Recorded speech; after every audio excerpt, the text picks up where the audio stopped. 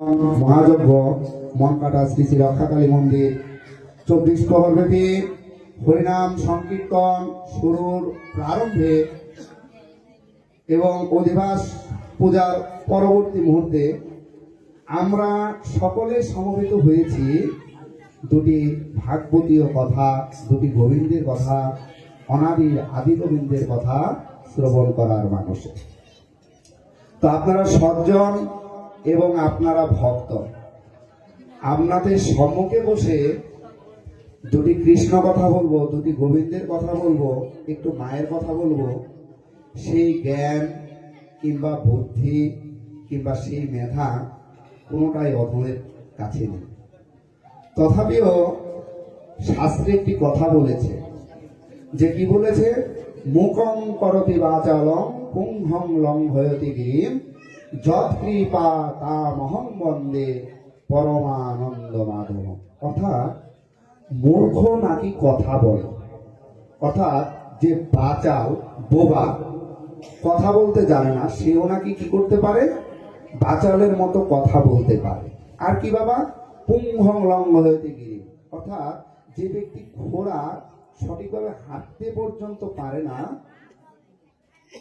তার প্রতি যদি সেই গোবিন্দের কৃপা হয়, সেও নাকি সেই গিরিজা পর্বত অতিক্রম করতে পারে। তো যৎ কৃপা তা মহং বন্দে পরমানন্দ মাধব। যদি অনাদির আদি গোবিন্দের কৃপা এই অধম দাসের দিকে পরে, আপনাদের মতো সাধুগুরু বৈষ্ণবের কৃপা যদি এই দাসের প্রতি হয়, তাহলেই আমার পক্ষে এই ভাগবতী আসরে বসে দুটি কথা বলা সম্ভব। জয় জয় রাধা গোবিন্দ হৃদয় প্রেমানন্দে। হরি হরি বল, হরি বল, হরি। তো আমরা যে শাস্ত্রটি শ্রবণ করার মানসে এখানে সকলে সমবেত হয়েছি, সেই শাস্ত্রটার নাম কি আমরা জানি। সেই শাস্ত্রটার নাম হচ্ছে কি ভাগবত শাস্ত্র। কিন্তু ভাগবতের সংজ্ঞা দিতে গিয়ে ভাগবত পরিচয় দিচ্ছে যে এক ভাগবত হয় ভাগবত শাস্ত্র, আর এক ভাগবত হয় ভক্তি রসের পাত্র। এক ভাগবত হয় ভাগবত শাস্ত্র, আরেক ভাগবত হয় আমার ভক্তি রসের পাত্র। অর্থাৎ এই ভাগবত এত যে রস, এত যে সমতর রস, এই রস যদি রসিক ভক্ত আমরা না হতে পারি না, ভাবুক ভক্ত যদি আমরা না হতে পারি, তাহলে এইখান থেকে বাবা আমরা কোনো কিছু নিয়ে যেতে পারবো না। এক কর্ণ দিয়ে প্রবেশ করাবো, আর এক কর্ণ দিয়ে কি হবে, চলে যাবে। তো ভাবুক ভক্ত হতে হবে। ভাগবত তার পরিচয় দিতে গিয়ে বলছে যে নিগম কল্পতরুর গলিতম ফলম, অর্থাৎ বেদরূপী যে নিগম, অর্থাৎ বেদরূপী যে বৃক্ষ, কল্প বৃক্ষ, সেই কল্প বৃক্ষের সুপক্ক গলিত ফল হচ্ছে হলো ভাগবত শাস্ত্র। অর্থাৎ সমস্ত বেদের যে সারতত্ত্ব, সমস্ত বেদের যে সারবস্তু, আমাদের সেই কলিহত জীবের উদ্ধারের নিমিত্তক, সেটি কি ভাগবত আকারে 18,000 শ্লোকে খুব ছোট্ট পরিসরে এসেছে। কারণ বেদের পারেরই তো বিশাল, 4টি বেদ, ঋগ্বেদ, সামবেদ, যজুর্বেদ, অথর্ববেদ। আবার এই বেদের অন্তর্গত আছে বেদের ব্রাহ্মণ ভাগ, বেদের আরণ্যক ভাগ, বেদের উপনিষদ ভাগ, ইত্যাদি ইত্যাদি ইত্যাদি। এখন আমাদের যেহেতু কলির জীব, আমরা প্রত্যেকেই কি ভোগা সত্য জীব। আমাদের মনের ভিতরে কি আছে বাবা, আমাদের মনের ভিতরে কামনা, বাসনা, লোভ, অর্থাৎ ষড়রিপুর যে তাড়না, এই তাড়নাতেই আমরা তাড়িত হয়ে কি করি, এই চরাচর জগতে বিচরণ করি বেড়াই। এই চরাচর জগতে বিচরণ করে বেড়াই। তো সুতরাং আমাদের এত সময় নাই, আমাদের এত সেই সুযোগ নাই, আমাদের সেই সময় কিংবা সুযোগ নেই যে আমরা একটু কি করব, ধর্মগ্রন্থ বা শাস্ত্র গ্রন্থের চর্চা করব। কিন্তু আমাদের তো বাবা উদ্ধার পেতে হবে, তাই তো? তো এই উদ্ধার পাওয়ার জন্যই কি আমাদের এই হচ্ছে ভাগবত শাস্ত্র। এই উদ্ধারের মূল চাবিকাঠি হচ্ছে আমাদের এই ভাগবত শাস্ত্র। তো আজকে আমরা একটি দুর্লভ মুহূর্তে এখানে এসে উপবেশন করেছি দুটি ভাগবতীয় কথা শ্রবণ করার মানুষে। তো কেন বললাম যে দুর্লভ? তো শাস্ত্র বলছে যে দুর্লভৈব কথা লোকে শ্রীমদ ভাগবত ভব কোটি জন্ম সমুত্থেন পুণ্যনৈব তলভ্যতে। পদ্মপুরাণ উত্তরখণ্ড 195তম অধ্যায়ের 48তম শ্লোক। যে দুর্লভৈব কথা লোকে, অর্থাৎ এই ত্রিজগতে, এই বিশ্ব ব্রহ্মাণ্ডে ভাগবতের কথা এতই দুর্লভ, এতই দুর্লভ, এতই দুর্লভ যে কোটি জন্মে যদি আমার সঞ্চিত কিছু পুণ্য থাকে, যদি কিছু পুণ্য আমরা সঞ্চয় করে রাখতে পারি, তাহলে আমার একজন ব্যক্তির পক্ষে সম্ভব এই ভাগবতীয় আসরে বসে দুটি ভাগবতীয় কথা শ্রবণ করা। একজন ব্যক্তি চাইলেই ভাগবতীয় আসরে আসতে পারেন না। এই গ্রামে অনেক মানুষ আছে, যতটুকু শুনেছি এই গ্রামের ভিতরে আপনারা কতজন? 250 ঘর হিন্দু, এরকম নাকি, বা তার থেকে কিছু বেশি। তো প্রত্যেক ফ্যামিলির থেকেও যদি 3 জন করে আসেন তাহলে এখানে কতগুলো লোক হওয়ার কথা? Minimum 500 plus. 500 লোক কি আমরা এখানে উপস্থিত আছি? আমরা 500 লোক এখানে উপস্থিত নাই। এই উপস্থিত না থাকার পিছনে কিন্তু যথেষ্ট কারণ আছে। দেখেন, আমাদের সনাতন ধর্মগ্রন্থ হচ্ছে এমন একটি ধর্ম, অর্থাৎ পূর্বে কি হয়েছে, বর্তমানে কি হচ্ছে এবং ভবিষ্যতে কি হবে, সবকিছুর কিন্তু ভবিষ্যৎবাণী আমাদের সনাতন শাস্ত্রে দিয়ে গিয়েছে। সনাতন ধর্মের শাস্ত্র চতুর্দশ। আমরা ওয়ান বুক ওয়ান রিলিজিয়ন, আমরা কিন্তু এই মতবাদে বিশ্বাসী নই। আমরা বেদ মানি, আমরা উপনিষদ মানি, আমরা ভাগবত মানি, আমরা গীতা মানি, আমরা বিভিন্ন পুরাণাদি মানি, আমরা স্মৃতি শাস্ত্রাদি মানি, আমরা উপনিষদও মানি। অর্থাৎ আমাদের মুনি ঋষি প্রদত্ত যে ধর্মীয় পুস্তকগুলো আছে, সমস্ত পুস্তকের যে বিধিবিধান, সমস্ত বিধিবিধানই কিন্তু আমরা মানি। কেউ জেনে মানি, কেউ না জেনে মানি, কিন্তু আমরা মানি। কেউ আমরা বলতে পারবো না যে আমরা মানি না, কেননা আপনি যে কর্মটাই করেন না কেন, সেই কর্মটা হয়তো বা কি আপনি পরম্পরাগত ভাবে পেয়ে আসছেন, যে কি আমার বাবা করেছে, আমার মা করেছে, আমার এখন আমি করছি, আমার ভবিষ্যতে আমার সন্তান করবে, কিন্তু এটা কিন্তু শাস্ত্রে লিপিবদ্ধ আছে। তো তদ্রুপ শাস্ত্রে বলছে যে দুর্লভৈব কথা লোকে শ্রীমদ ভাগবত ভবম কোটি জন্ম সমুত্থেন পুণ্য নয় বদল বলতে, যে কোটি কোটি জন্মের যদি অর্জিত কিছু সঞ্চয় থাকে, কিছু যদি পুণ্য থাকে, তাহলেই একজন ব্যক্তি এই ভাগবতীয় আসরে এসে দুটি ভাগবতীয় কথা শ্রবণ করতে পারে। জয় জয় ভাগবত প্রেমানন্দে। হরি হরি বল, হরি হরি বল, বল হরি। তো সুতরাং আমরা ভাগ্যবান, আমাদের পূর্বজন্মের কিছু কিঞ্চিত সঞ্চয় আছে বিধায় আমরা কি করেছি, পরিবার পরিজন, আত্মীয় স্বজন, সন্তান সন্ততি সবাইকে রেখে এসে একটু অল্প সময়ের জন্য হলেও এই ভাগবতীয় আসরে উপবেশন করে দুটি ভাগবতীয় কথা শ্রবণ করতে পারছি। এই যে এখানে এসে আমরা নির্দিষ্ট সময় আছে এসে বসেছি না, এখানে কিন্তু বাবা একটু অল্প সময়ের জন্য হলো আমাদের পিছু টানলে, এই সময় কিন্তু পরিবারের কথা আমার কারো মনে পড়ছে না। কারো মনে পড়ছে? সন্তানের কথা মনে পড়ছে? কালকে কখন দোকান খুলতে হবে সেটা মনে পড়ছে?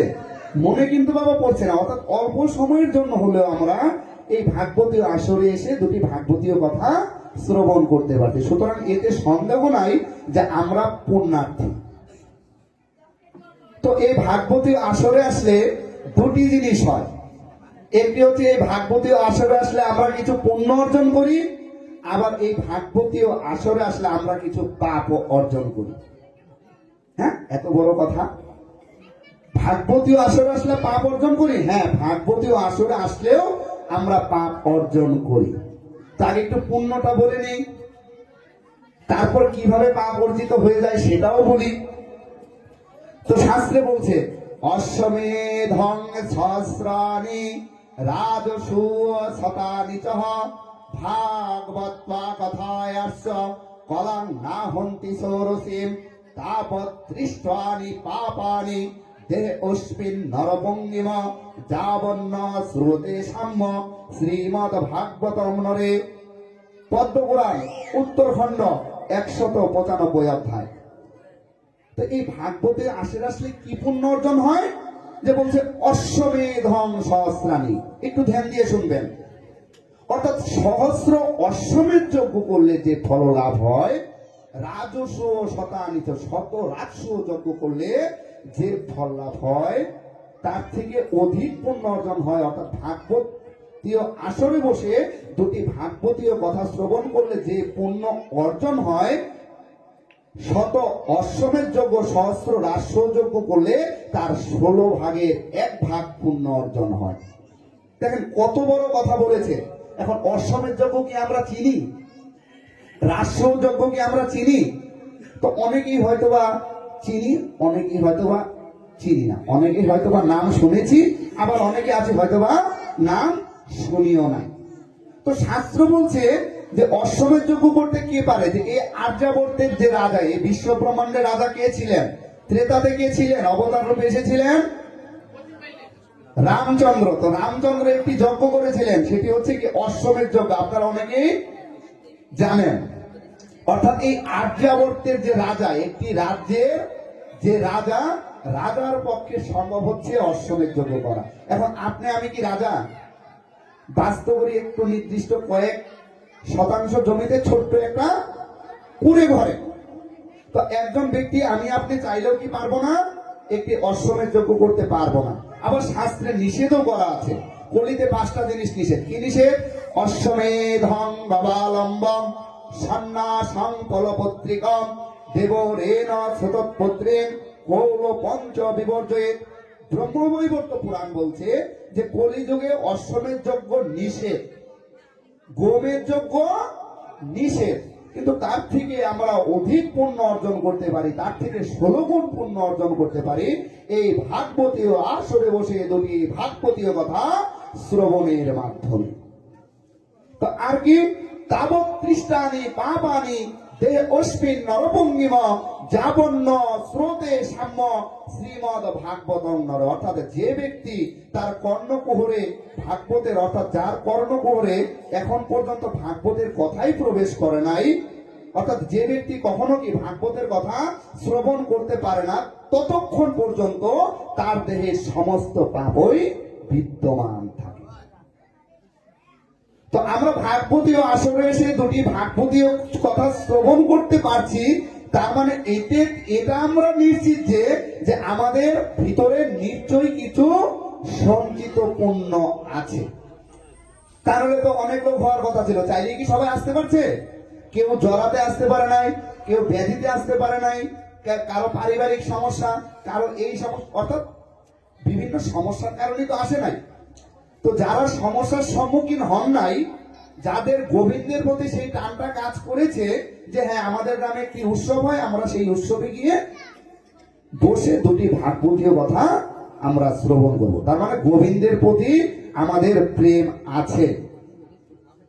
গোবিন্দের প্রতি আমাদের প্রেম আছে, তদ্রূপ গোবিন্দেরও আমাদের প্রতি প্রেম আছে, এতেও কোনো সন্দেহ নাই।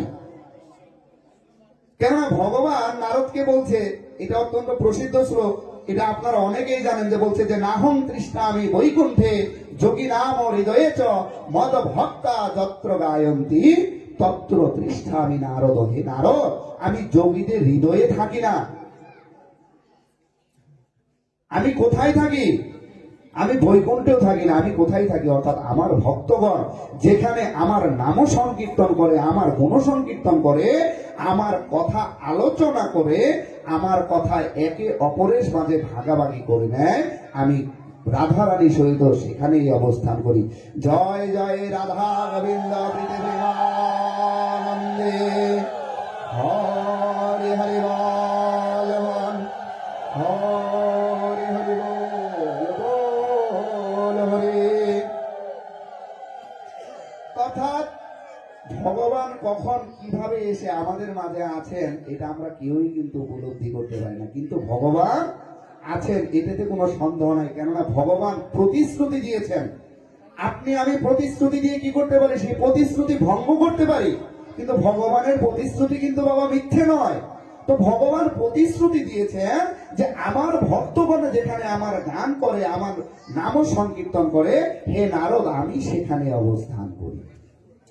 তো সুতরাং এই ভাগবতীয় আসর থেকে পুণ্য অর্জনের কোনো শেষ নাই। কেননা আমরা জানি যে কি একবার কৃষ্ণ নামে যত পাপ হরে, জীবের সাধ্য কি তত পাপ হরে।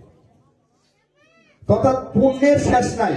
কিন্তু ওই যে কিছুক্ষণ আগে বললাম যে কথা আমার পাপ অর্জন করি, হ্যাঁ আমরা পাপ অর্জন করি। দেখেন ভগবানের যে সেবা, ভগবানের যে আরাধনা, ভগবানের আরাধনা এবং সেবা করতে গেলে কিছু অপরাধ আছে।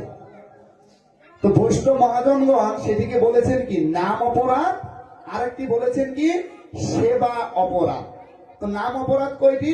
10বিধ নাম অপরাধ। তা আরেকটি অপরাধ কি? 32 প্রকার সেবা অপরাধ। এখন অপরাধ যুক্ত হয়ে যদি নাম করি, অপরাধ যুক্ত হয়ে যদি আমরা ভজন করি, তাহলে কি সেই ভজন কাজে লাগবে?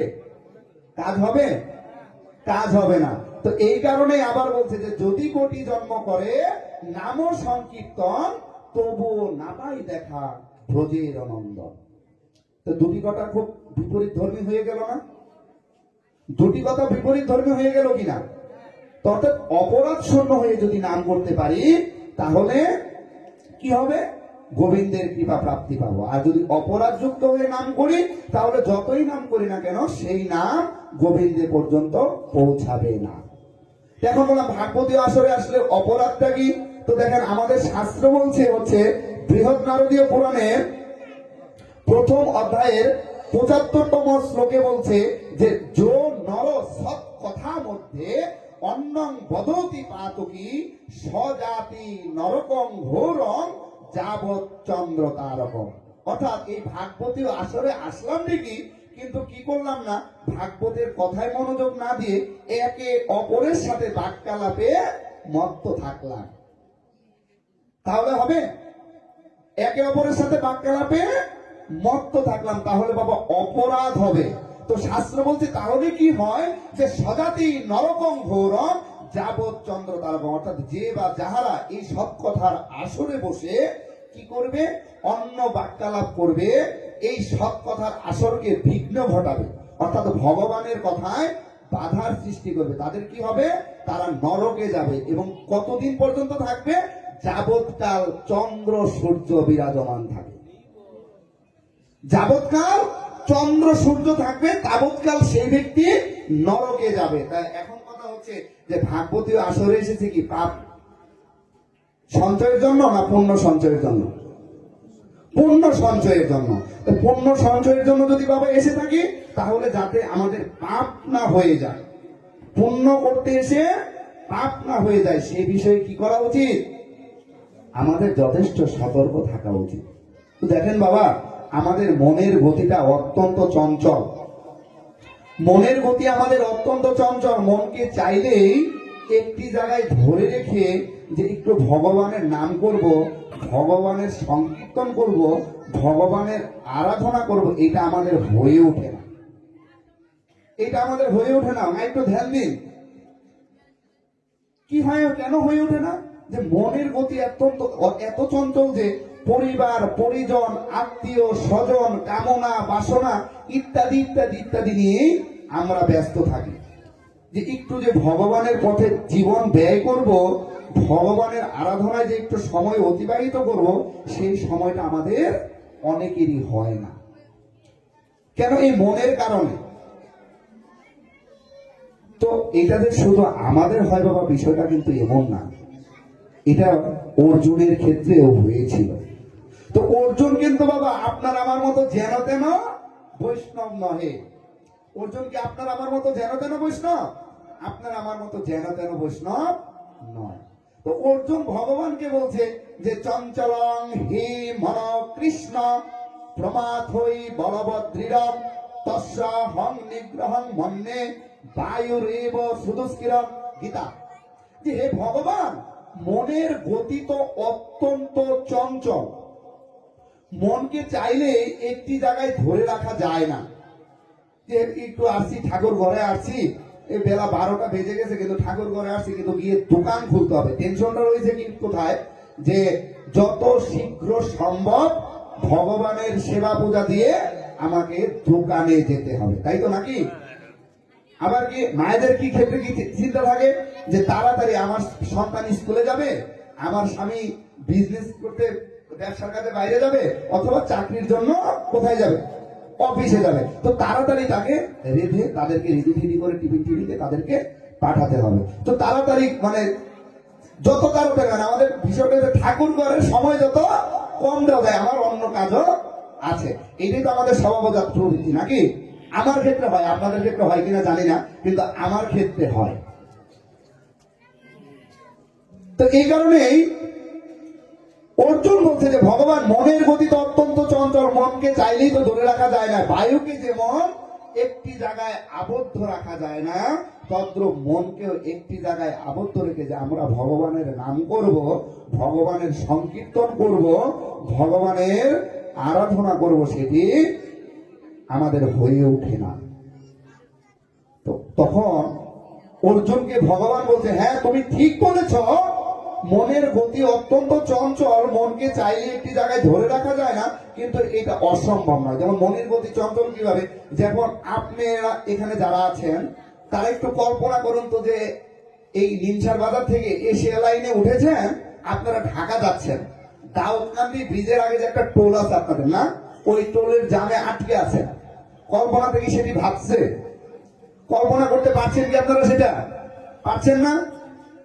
কেন ঢাকা যাচ্ছেন, দাউদকান্দি টোলে জাম বাজে না, কখনো যাই নাই, তা আপনি জামে আটকে আছেন, সেটা কি কল্পনা থেকে? দাউদকান্দি পর্যন্ত যাওয়া কি কোনো আহামরি কিছু? অর্থাৎ মন তখন কিন্তু চট করেই চলে গেছে কোথায়? ঢাকার উদ্দেশ্যে। অর্থাৎ এশিয়া লাইনের যে বাসটা, বাসের ছবিটাও কিন্তু অনেকের চোখে ভেসে উঠেছে। এখন কিন্তু মন এই ভগবানে নাই, মন কোথায় চলে গেছে? Asia line. তো মনের প্রতি অত্যন্ত চঞ্চল, কিন্তু ভগবান বলছে, হ্যাঁ অর্জুন মনের গতি চঞ্চল, কিন্তু এটি অসম্ভব কিছু নয়। কেন? অভ্যাস এনে তো পন্থী হয়। অর্থাৎ অভ্যাস করলে পরে যদি ভগবানের নামে যদি অভ্যাস করতে পারো, একটু একটু করে যদি ভগবানের নামের দিকে অগ্রসর হতে পারো, তাহলে কি, তাহলে কি হবে?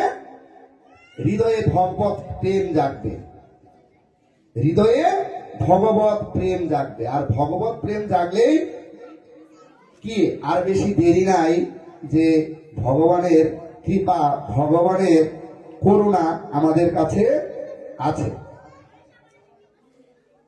বেশি দেরি নাই যে ভগবানের কৃপা, ভগবানের করুণা আমাদের উপর আছে। প্রমাণ কোথায়? প্রমাণ এই ভাগবত শাস্ত্রে আছে। যে কি বলছে? পিবন্তি যে ভাগবত আত্মনম সুতম কথামৃতম শ্রবণ পুটেষু সম্ভূতম পুনন্তিতে বিষয় বিদূষিত নাশং তরন্তিতে তচ্চরুরহান্তিগম। ভাগবতের দ্বিতীয় স্কন্ধের দ্বিতীয় অধ্যায়ে 37তম শ্লোক কি বলছে? পুনন্তি যে ভাগবত আত্মনম সুতম কথামৃতম শ্রবণ পুটেষু সম্ভূতম। ধরেন এখানে এক বোতল জল আছে, এখানে কে দিয়েছে? কমিটি থেকে আমাকে দেওয়া হয়েছে। কেন দেওয়া হয়েছে? যে পাঠক মহাশয় 1 ঘন্টা 1.5 ঘন্টা বা 2 ঘন্টা যাবৎ প্রবচন করবে। প্রবচন করতে গিয়ে যদি তার গলা শুকায় যায়, তাহলে জলের মাধ্যমে সে কি করবে? একটু গলাটা ভিজিয়ে আবার আমাদেরকে ভাগবতীয় কথা শ্রবণ করাবে।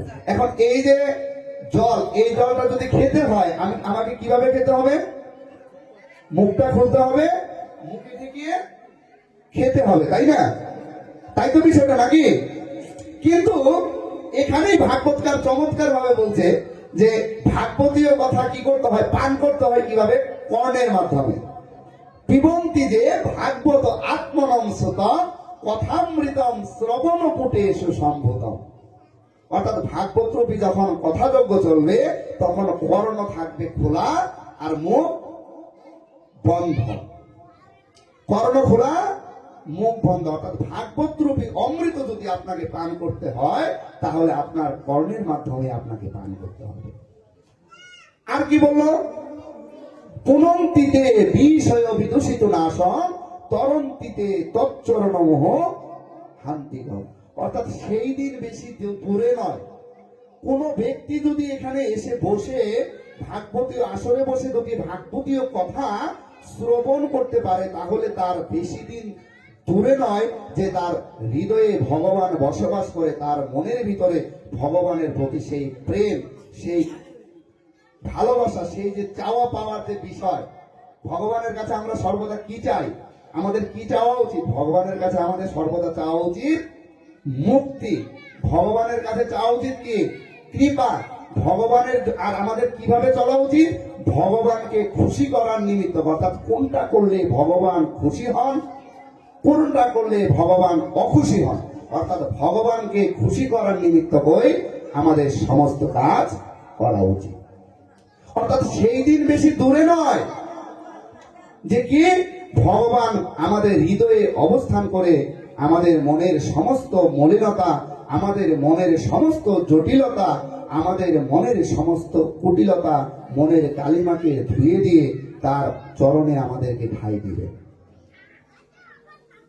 তো যেহেতু এসে পড়েছি আর শ্রবণ করতে পারছি, তার মানে বারবার আমি বলছি যে আমরা ভাগ্যবান, আমরা ভাগ্যবান এবং আমরা ভাগ্যবান, এবং এই ভাগ্যবান বিধায় এই ভাগবতীয় আসরে বসে দুটি ভগবানের কথা শুনতে পারছি। এখন প্রশ্ন দাঁড়ালো, এখানে আবার একটি প্রশ্ন দাঁড়াই গেছে। যে কি প্রশ্ন দাঁড়ালো? যে তার মানে এখানে আমরা এটা বুঝলাম যে যারা ভাগবতের আসরে বসে ভাগবত কথা শ্রবণ করে শুধু তারাই পুণ্য অর্জন করে, আর কেউ পুণ্য অর্জন করে না। এটাই তো দাঁড়াইল। কিন্তু ভাগবতকার আবার এখানে চমৎকার ভাবে আমাদেরকে বলছে, যে কি বলছে? বাসুদেব কথা প্রশ্ন পুরুষাং স্ত্রীং পুনাতিহি বক্তারং পৃচ্ছকং স্তোত্রিং স্তৎপাদং সলিলং যথা। ভাগবতের 10তম স্কন্ধের প্রথম অধ্যায়ের 16তম শ্লোক। যে কি বলছে? যে 3 ধরনের লোক এই ভাগবতীয় আসরের থেকে 3 ধরনের লোক পুণ্য অর্জন করতে পারে। তো কারা কারা পুণ্য অর্জন করতে পারে? যারা এই ভাগবতীয় আসরে বসে, যারা ভাগবতীয় আসরে বসে আপনাদের মতো সাধুগুরু বৈষ্ণব যারা আছেন ভাগবতীয় কথা শ্রবণ করেন, আরেকজনকে আমার মতো অধম যারা এই ব্যাসপীঠে বসে দুটি কৃষ্ণ কথা বলার চেষ্টা করে, আর আরেকটাকে যারা যাদের গুপ্ত কিংবা প্রকট সহযোগিতা। অর্থাৎ এখানে কেউ কি আছে, অনেকেই আছেন, যেমন আপনাদের গ্রামে প্রবাসী আছে না, বিদেশ থাকে, অনেকে আছে যে হ্যাঁ তোমাকে ফোন দিলাম, আমাদের গ্রামে তো কীর্তন, আমাদের গ্রামে তো কীর্তন, তুমি এখানে কি করবা? তখন বলো যে ঠিক আছে আমি এত টাকা পাঠিয়ে দিচ্ছি। এরকম হয় কিনা? আমাদের ওইদিকে হয়। তো অর্থাৎ যারা এই ভাগবতীয় অনুষ্ঠানের আয়োজন করে, যারা এই ভাগবতীয় আসরে বসে দুটি ভাগবতীয় কথা শ্রবণ করে, আর আমার মতো অধম যারা এই ভাগবতীয় আসরে বসে দুটি ভাগবতীয় কথা আপনাদের সম্মুখে বলার চেষ্টা করে, তারা 3 ধরনের লোকই পূর্ণ অর্জন করতে পারে। জয় জয় ভাগবত প্রেমানন্দে। হরি হরি বল বল, হরি হরি বল বল হরি। সুতরাং যাদের গুপ্ত কিংবা প্রকট সহযোগিতায় আজকের এই ভাগবতীয় অনুষ্ঠান হচ্ছে, এবং আজকে আমি ধন্যবাদ জানাচ্ছি আজকের অনুষ্ঠানের আয়োজক বৃন্দ এবং কমিটি বৃন্দকে, যারা আমাকে আমার মতো একজন ক্ষুদ্র ব্যক্তিকে আপনাদের সম্মুখে এসে দুটি কৃষ্ণ কথা বলার সুযোগ করে দিয়েছেন। অনাদির আদি গোবিন্দর রাঙা রাতুল চরণে সর্বদাই প্রার্থনা জানাই, আপনারা যেন যতদিন আছেন ততদিন যেন আমাদের এই পরম্পরাকে ধরে রেখে ভবিষ্যতে আরো অগ্রসর হতে পারেন, এবং আমাদের ভবিষ্যৎ প্রজন্ম যারা আছে এইখান থেকে যাতে শিক্ষা নিয়ে আস্তে আস্তে আস্তে আস্তে আপনাদের এই পরম্পরাটাকে কন্টিনিউ করতে পারে। তো তাহলে অনেক জানলাম, অনেক বুঝলাম। ভাগবতের যে মাহাত্ম্য, ভাগবতের মাহাত্ম্যে বলে শেষ করা যাবে না, ভাগবতের আসরের মাহাত্ম্য বলে শেষ করা যাবে না। একটু ধ্যান দিতে হবে। একজন কথা বললে আরেকজনের কি হয়? সমস্যা হয়। কারো সমস্যার সৃষ্টি করা যাবে না, একটু ধ্যান দিতে হবে। তো আর কি বললাম? তাহলে এখন আমাদের সর্বাগ্রে জানা উচিত ভাগবতটি কি। এই যে ভাগবতের আসরে চলে এসেছি, ভাগবত ভাগবত ভাগবত সবাই তো আমরা শুনি ভাগবত। ভাগবতটা আসলে কি? ভাগবতটা কি বেদ প্রণীত নাকি বেদ বিরুদ্ধ? ভাগবত শাস্ত্র কেন শ্রবণ করতে হবে? এতক্ষণ তো শ্রবণের মাহাত্ম্য শুনলাম, আর কি শুনলাম? যদি নাম অপরাধের হয়ে যায়, যদি সেবার অপরাধী হয়ে যায়, তাহলে কি পাপ হবে সেটিও আমরা জানতে পারলাম। এখন ভাগবতটা কি সেটা আমরা কি জানি? ভাগবতটা কি সেটা আমরা কি জানি? তো ভাগবত তার নিজের পরিচয় দিচ্ছে, অন্য কেউ কিন্তু দিচ্ছে না। ভাগবত তার নিজের পরিচয় দিচ্ছে। কি পরিচয় দিচ্ছে? ভাগবতকে যদি ভাঙেন তাহলে কি হয়? ভা গ ব ত, তাই তো হয় নাকি? সন্ধি বিশ্লেষণ করলে তো ভতে কি বলছে? ভাষ্যতে সার্ব বেদেষু গতে গীয়তে নারদাদিভিঃ বতে বদন্তি ত্রিষু লোকেষু তরন্তি ভব সাগরাৎ। ভাগবত ভাষ্যতে সর্ববেদেষু, অর্থাৎ সমস্ত বেদের যে সার, সমস্ত বেদের যে সার বস্তু। যেমন দুধের সার বস্তু কি? দুধের সার বস্তু কি? ঘি তো নাকি? আরো যদি ধিপে দেয় তাহলে কি? মাখন না? এরকমই তো হয় নাকি?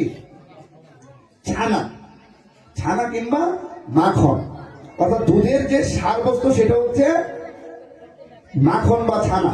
5 কেজি দুধের থেকে হয়তো বা 1 কেজি ছানা হয়, যদি আমার আইডিয়া নেই, এরকম হবে আর কি। তো অর্থাৎ 5 কেজি দুধ কিনলেন, আপনি ছানা পাচ্ছেন কতটুকু? 1 কেজি। তদ্রূপ যে ভাষ্যতে সর্ববেদিষ, প্রথমে বলেছে যে আমাদের বেদের পরিধি, আমাদের সনাতন ধর্মের শাস্ত্রের পরিধি ব্যাপক, বিশাল। আমাদের গ্রামগঞ্জের যারা মুরব্বী আছে অনেকে বলে যে 18,000 মুনি 18,000 মন। আমাদের এখানে মানে প্রচলিত ভাষায় বলে, আমাদের জামালপুরের ভাষায় আর কি, যে নানান মুনির নানান মন, 18,000 মুনি 18,000 মন। তো তাহলে বিষয়টা হয়েছে কি, যে সমস্ত বেদের যে সারবস্তু, সেই সমস্ত সারবস্তু হচ্ছে কি? ভাগবত। গীয়তে নারদাদিবি, অর্থাৎ নারদাদি মুনিগণ সর্বদাই এই ভাগবতের গান, গুণগান সর্বদাই সংকীর্তন করে। আর কি? বদন্তি ত্রিষু লোকেষু, অর্থাৎ এটা ভাবার কিন্তু কোনো কারণ নাই যে হয়তোবা আমরা কলিযুগের যারা কলিহত জীব আছি, কলিযুগের যারা কলিহত জীব আছি তাদের জন্য হয়তোবা ভাগবত, আর তারাই হয়তোবা ভাগবতীয় কথা আমরা শ্রবণ করি না। শাস্ত্র বলছে বদন্তি ত্রিষু লোকেষু, অর্থাৎ স্বর্গ মর্ত পাতাল ত্রিলোকেই এই ভাগবতের জয় জয়কার হয়, ত্রিলোকেই ভাগবতের জয় জয়কার হয়। আর কি হয়? তরন্তি ভবসাগরা, অর্থাৎ ভাগবত হচ্ছে আমাদের এমন একটি শাস্ত্র বাবা, যারা আমাদের এই কলিহত জীবকে, কলির পাপী জীবকে কি করে খুব অল্প সময়ের ভিতরে অনাদি আদি গোবিন্দে রাঙা রাতল চরণে ঠাঁই দিতে পারে। জয় জয় ভাগবত ভগবান হৃদয়মানন্দে। হরি হরি বল মন, হরি হরি বল হরি। তো তাহলে দেখেন, এই যে আমরা কেবল কি বললাম যে ভাগবত কি রূপ বললাম? সাক্ষাৎ ভগবান বললাম। কেন কি? শাস্ত্র, শাস্ত্র হচ্ছে কি? ভগবানের শরীর। শাস্ত্র হচ্ছে ভগবানের শরীর। শাস্ত্র বলছে যে অবতীর্ণ জগন্নাথ শাস্ত্র রূপে বই প্রভু, অর্থাৎ জগন্নাথ, জগন্নাথের নাম আমরা শুনেছি না? আপনাদের আশেপাশে জগন্নাথ মন্দির আছে না? সাচার জগন্নাথ মন্দির ইত্যাদি ইত্যাদি ইত্যাদি, আর অনেক জগন্নাথ মন্দির আছে। আপনাদের কুমিল্লাতেও মনে হয় জগন্নাথ মন্দির আছে। যাই হোক, তো তাহলে বিষয়টা হয়েছে কি? তাহলে বিষয়টা হয়েছে কি? বলছে যে অবতীর্ণ জগন্নাথ শাস্ত্র রূপে বৈভব, অর্থাৎ ভগবান সাক্ষাৎ কি? শাস্ত্র রূপে অবতীর্ণ হয়েছেন, অর্থাৎ শাস্ত্র এবং ভগবান এক। আমরা সাধন জগতে বলি না যে নাম এবং নামই অভেদ? নাম এবং নামিতে কি কোনো ভেদ আছে বাবা? নাম নামিতে যত ভেদ নাই, ভগবান এবং ভগবান কথিত শাস্ত্রতেও কোনো ভেদ নাই। তবে শাস্ত্রের বিধি মানতে হবে, শাস্ত্রের ব্যবস্থা মানতে হবে, শাস্ত্র কি বলেছে সেটি মানতে হবে।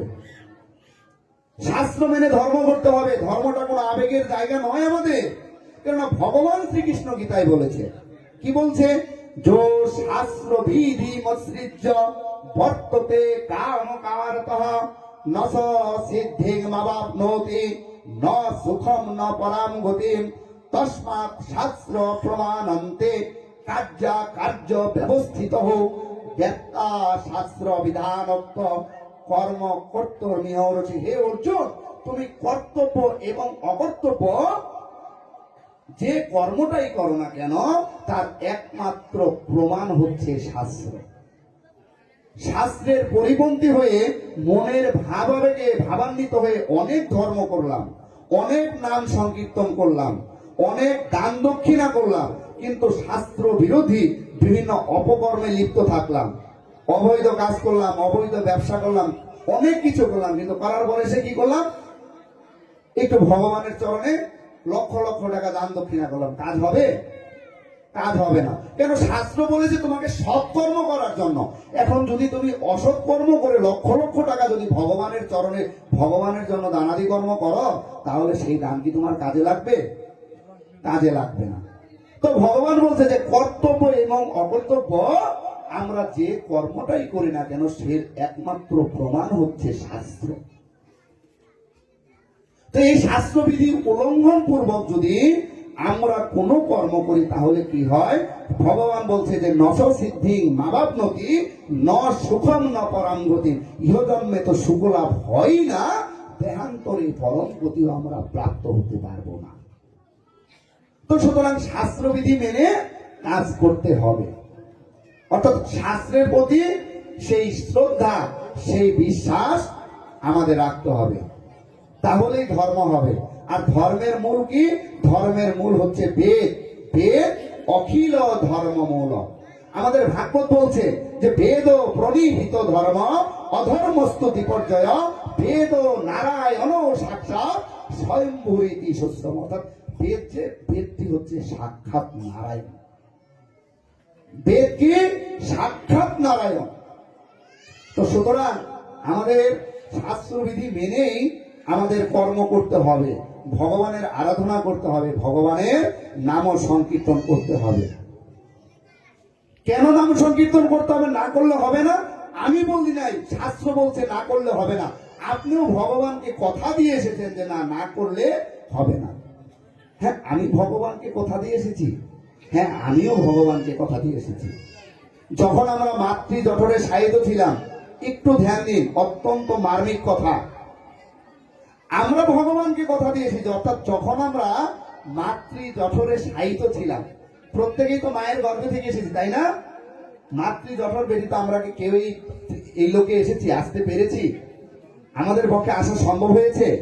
আসা সম্ভব হয়নি। তো তাহলে তখন যখন আমরা মাতৃগর্ভে ছিলাম, তখন আমাদের সাথে ভগবানের বাক্যালাপ হচ্ছে। প্রমাণ কোথায় পাবেন? প্রমাণ পাবেন গর্ভ উপনিষদে। আমাদের সনাতন শাস্ত্রে মোট উপনিষদের সংখ্যা হচ্ছে 108। মুক্তি উপনিষদ অনুসারে উপনিষদের সংখ্যা হচ্ছে 108। এগুলো হচ্ছে শ্রুতি পর্যায়ে, অর্থাৎ বেদ পর্যায়ে। তো সাক্ষাৎ বেদ বলছে আমরা যখন মাতৃ জঠরে শায়িত ছিলাম, তখন ভগবানের সাথে আমাদের কথা হচ্ছে। কি কথা হচ্ছে? পূর্বজনি সহস্রাণি দৃষ্টবা চৈব ততো ময়া আহারা বিবিধা ভোক্তা পিত্বা নানাবিধস্তনঃ জাতশ্চৈবা মৃতশ্চৈবা জন্মচৈবা পুনঃ পুনঃ জন্মনা পর্জনা স্বাত্রে কৃতং কর্ম শুভাশুভম একাকী তেন দজ্জেয়ং গতাস্তে ফলভোগিনা যদি জন্ম প্রমোৎস্বামী ধ্যায়েদ ব্রহ্ম সনাতনঃ। গর্ভোপনিষদের 4 নম্বর মন্ত্র থেকে শুরু হলো।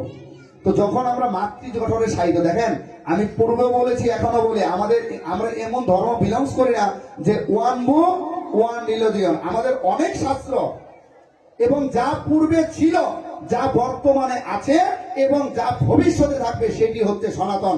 আমাদের কোনো কিছুর প্রয়োজন, আমাদের অন্য কোথাও যাওয়ার প্রয়োজন নাই। আমাদের মুনি ঋষি যারা আছেন তারা পূর্বেই লিপিবদ্ধ করে গেছেন। যেমন বর্তমানে আধুনিক যুগে এসে আধুনিক যুগে এসে চিকিৎসা ব্যবস্থা কি হয়েছে, অনেক উন্নতি সাধন করেছে, তাই তো?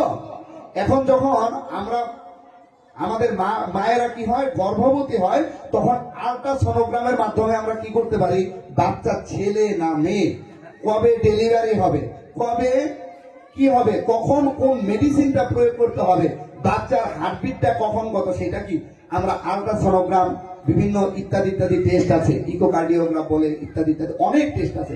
এই টেস্টের মাধ্যমে আমরা এখন জানতে পারি, তাই তো?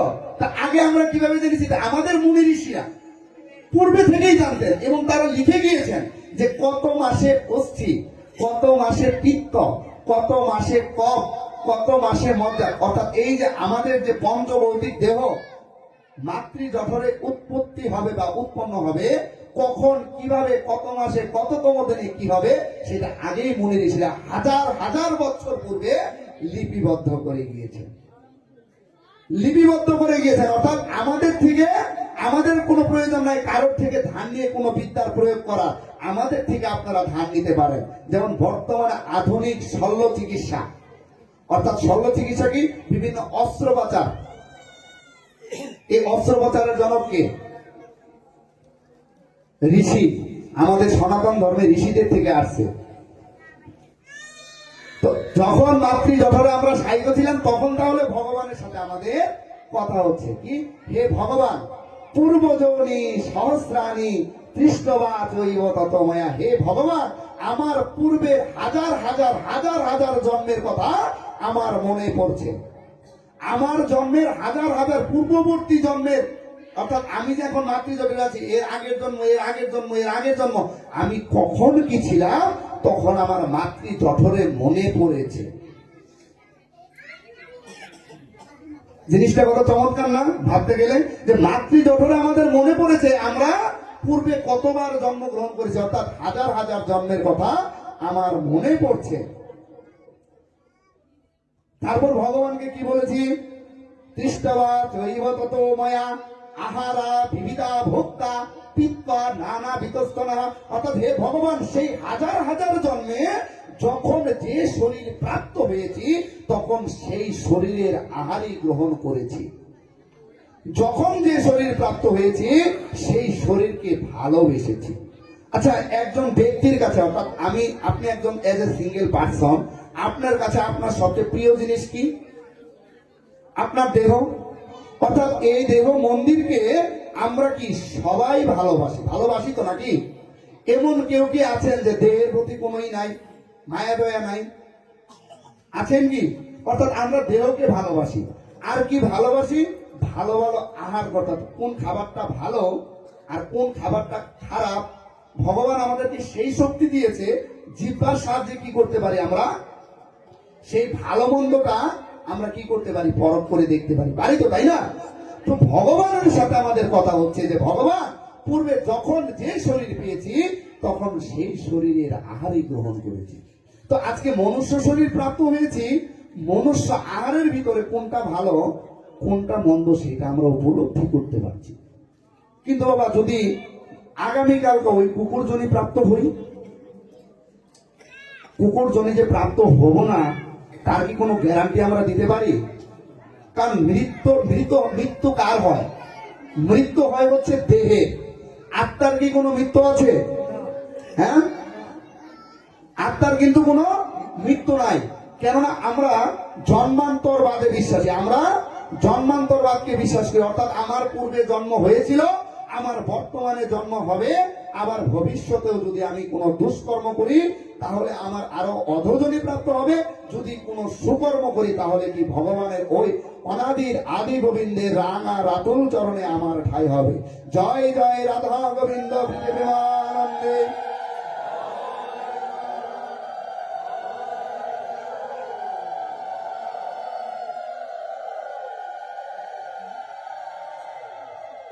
তো তাহলে আমরা কেউই নিশ্চিত ভাবে বলতে পারবো না যে আমাদের কোন জনি প্রাপ্ত হবে। এখন বাবা একটু কল্পনা করেন, এই যে আজকে শীত না, আজকে তো শীত, শীতের ভিতরে আমরা প্রত্যেকেই কি করে আছি, ভালো পোশাক পরে আছি, তাই তো? আবার গরমের দিনে ঘরের ভিতরে ফ্যান, আবার যার যার সামর্থ্য একটু ভালো, ঘরের ভিতরে আমরা এসি ব্যবহার করি, তাই তো? কেন আমরা এই দেহকে ভালোবাসি। তো বাবা, যদি কালকে আমার ওই শুকর কোলে জন্মগ্রহণ হয়, তাহলে আমার কি ভক্ষণ করতে হবে?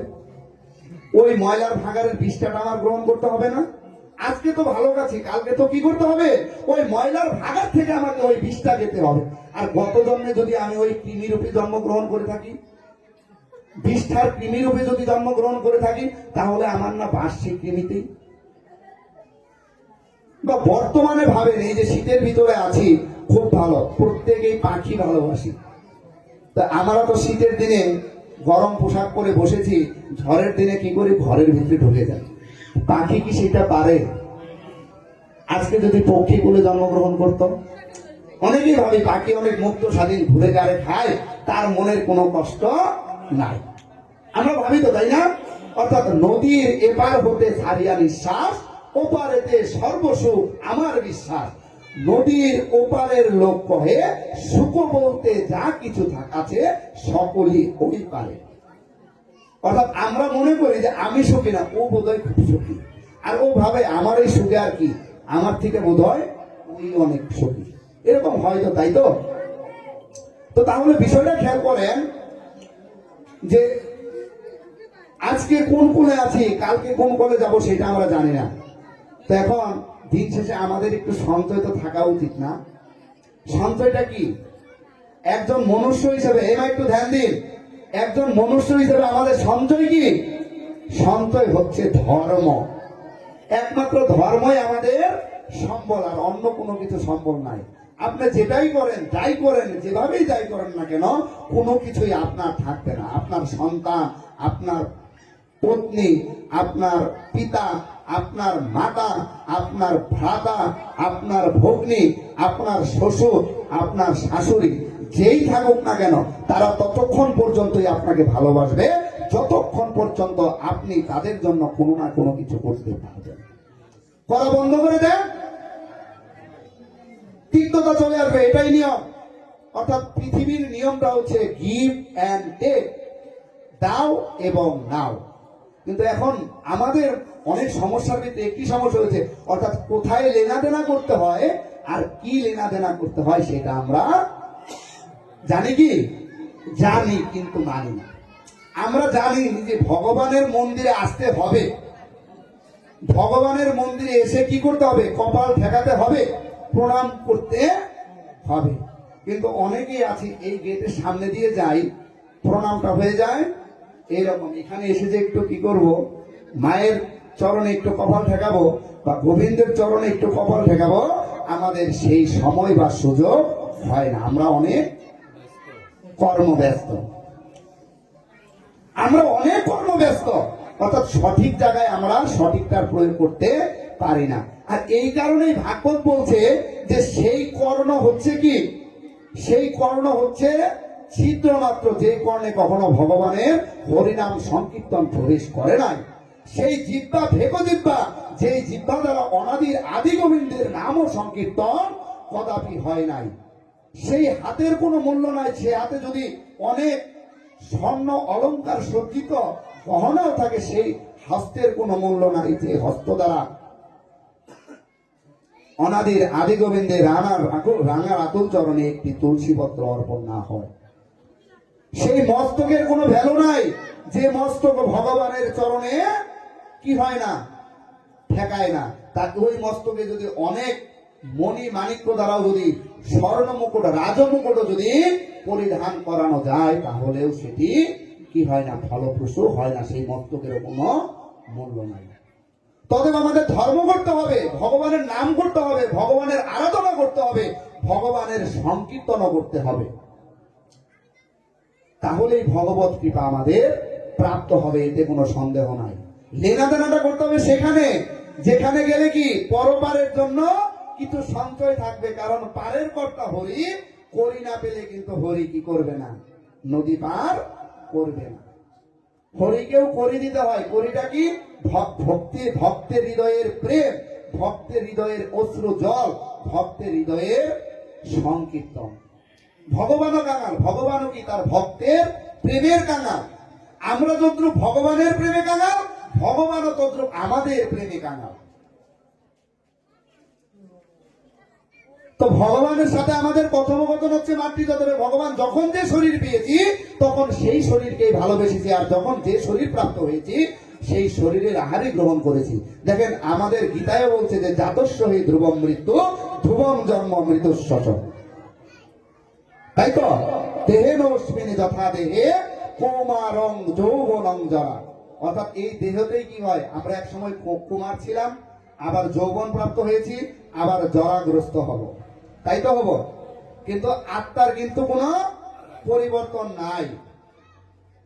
ভগবান গীতায় বলে নাই বাসাংসি জীর্ণানি যথা বিহায় নবানি গৃহানি নর পরিরানি তথায় শরীর বিহায় জিন্না নেন্নানি সংজাতি নবানি। অর্থাৎ মানুষ যদ্রূপ পুরাতন বস্ত্র পরিত্যাগ পূর্বক নতুন বস্ত্র ধারণ করে, আত্মাও তদ্রূপ পুরাতন দেহকে ত্যাগ করিয়া নতুন দেহে প্রবেশ করে। আত্মার কিন্তু কোনো মৃত্যু নাই, আত্মার মৃত্যু নাই। তো ভগবানকে তখন আমরা বলছি যে ভগবান এই তো হইছে, তো আর কি হয়েছে, জাতশ্চৈবা মৃতশ্চৈবা জন্ম চৈবা পুনঃ পুনঃ জন্ম না পর্জনা স্বার্থে কৃতং কর্ম সবাসবম একাকী তেন দজ্জেয়ং গতাস্তে ফলভোগিন। যে আর কি হয়েছে, যে হে ভগবান, হে ভগবান আমার বারবার জন্ম হয়েছে, আমি বারবার মারা গিয়েছি। ভগবানের সাথে কথা হচ্ছে মাতৃজঠরে, ভগবান আমার বারবার জন্ম হয়েছে, আমি বারবার মারা গেছি। আর কি হয়েছে ভগবান জানো, যখন যে জন্মই প্রাপ্ত হই না কেন, যে কর্মটাই করি না কেন, সেই কর্মের ফল আমি প্রাপ্ত হয়েছি, অন্য কেউ ভোগ করে নাই। অর্থাৎ আমি যদি ভালো কর্ম করে থাকি সেই ভালো কর্মের স্বীকৃতিও আমি অর্জন করবো, আর আমি যদি খারাপ কর্ম করি সেই খারাপ কর্মের ফল আমি প্রাপ্ত হব, অন্যে প্রাপ্ত হবে না, অন্যে প্রাপ্ত হবে না। তারপর ভগবানকে আমরা কি বলছি, যে যদি জন্ম প্রমোদ স্বামী ভেদ ব্রহ্ম সনাতন। ভগবান যদি এইবার আমার জন্ম হয়, এইবার যদি আমার জন্ম হয়, তাহলে ভগবান কি করব, ভেদ ব্রহ্ম সনাতন। হে ভগবান তোমার নাম করব, তোমার সংকীর্তন করব, তোমার গুণগান গাইব, তোমার আরাধনা করব। জয় জয় রাধা গোবিন্দ হৃদয়ে হরি হরি বল বল হরি হরি বল বল হরি।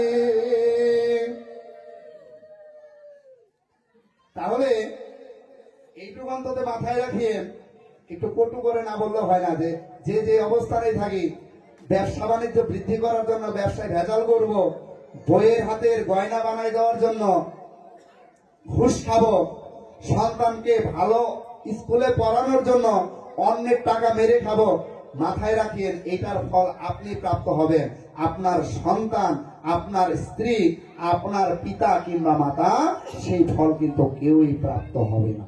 তো ভগবানকে বলছি যে ভগবান যদি এইবার আমার জন্ম হয়, তাহলে ভগবান তোমার নাম করব, তোমার আরাধনা করব, তোমার সংকীর্তন করব।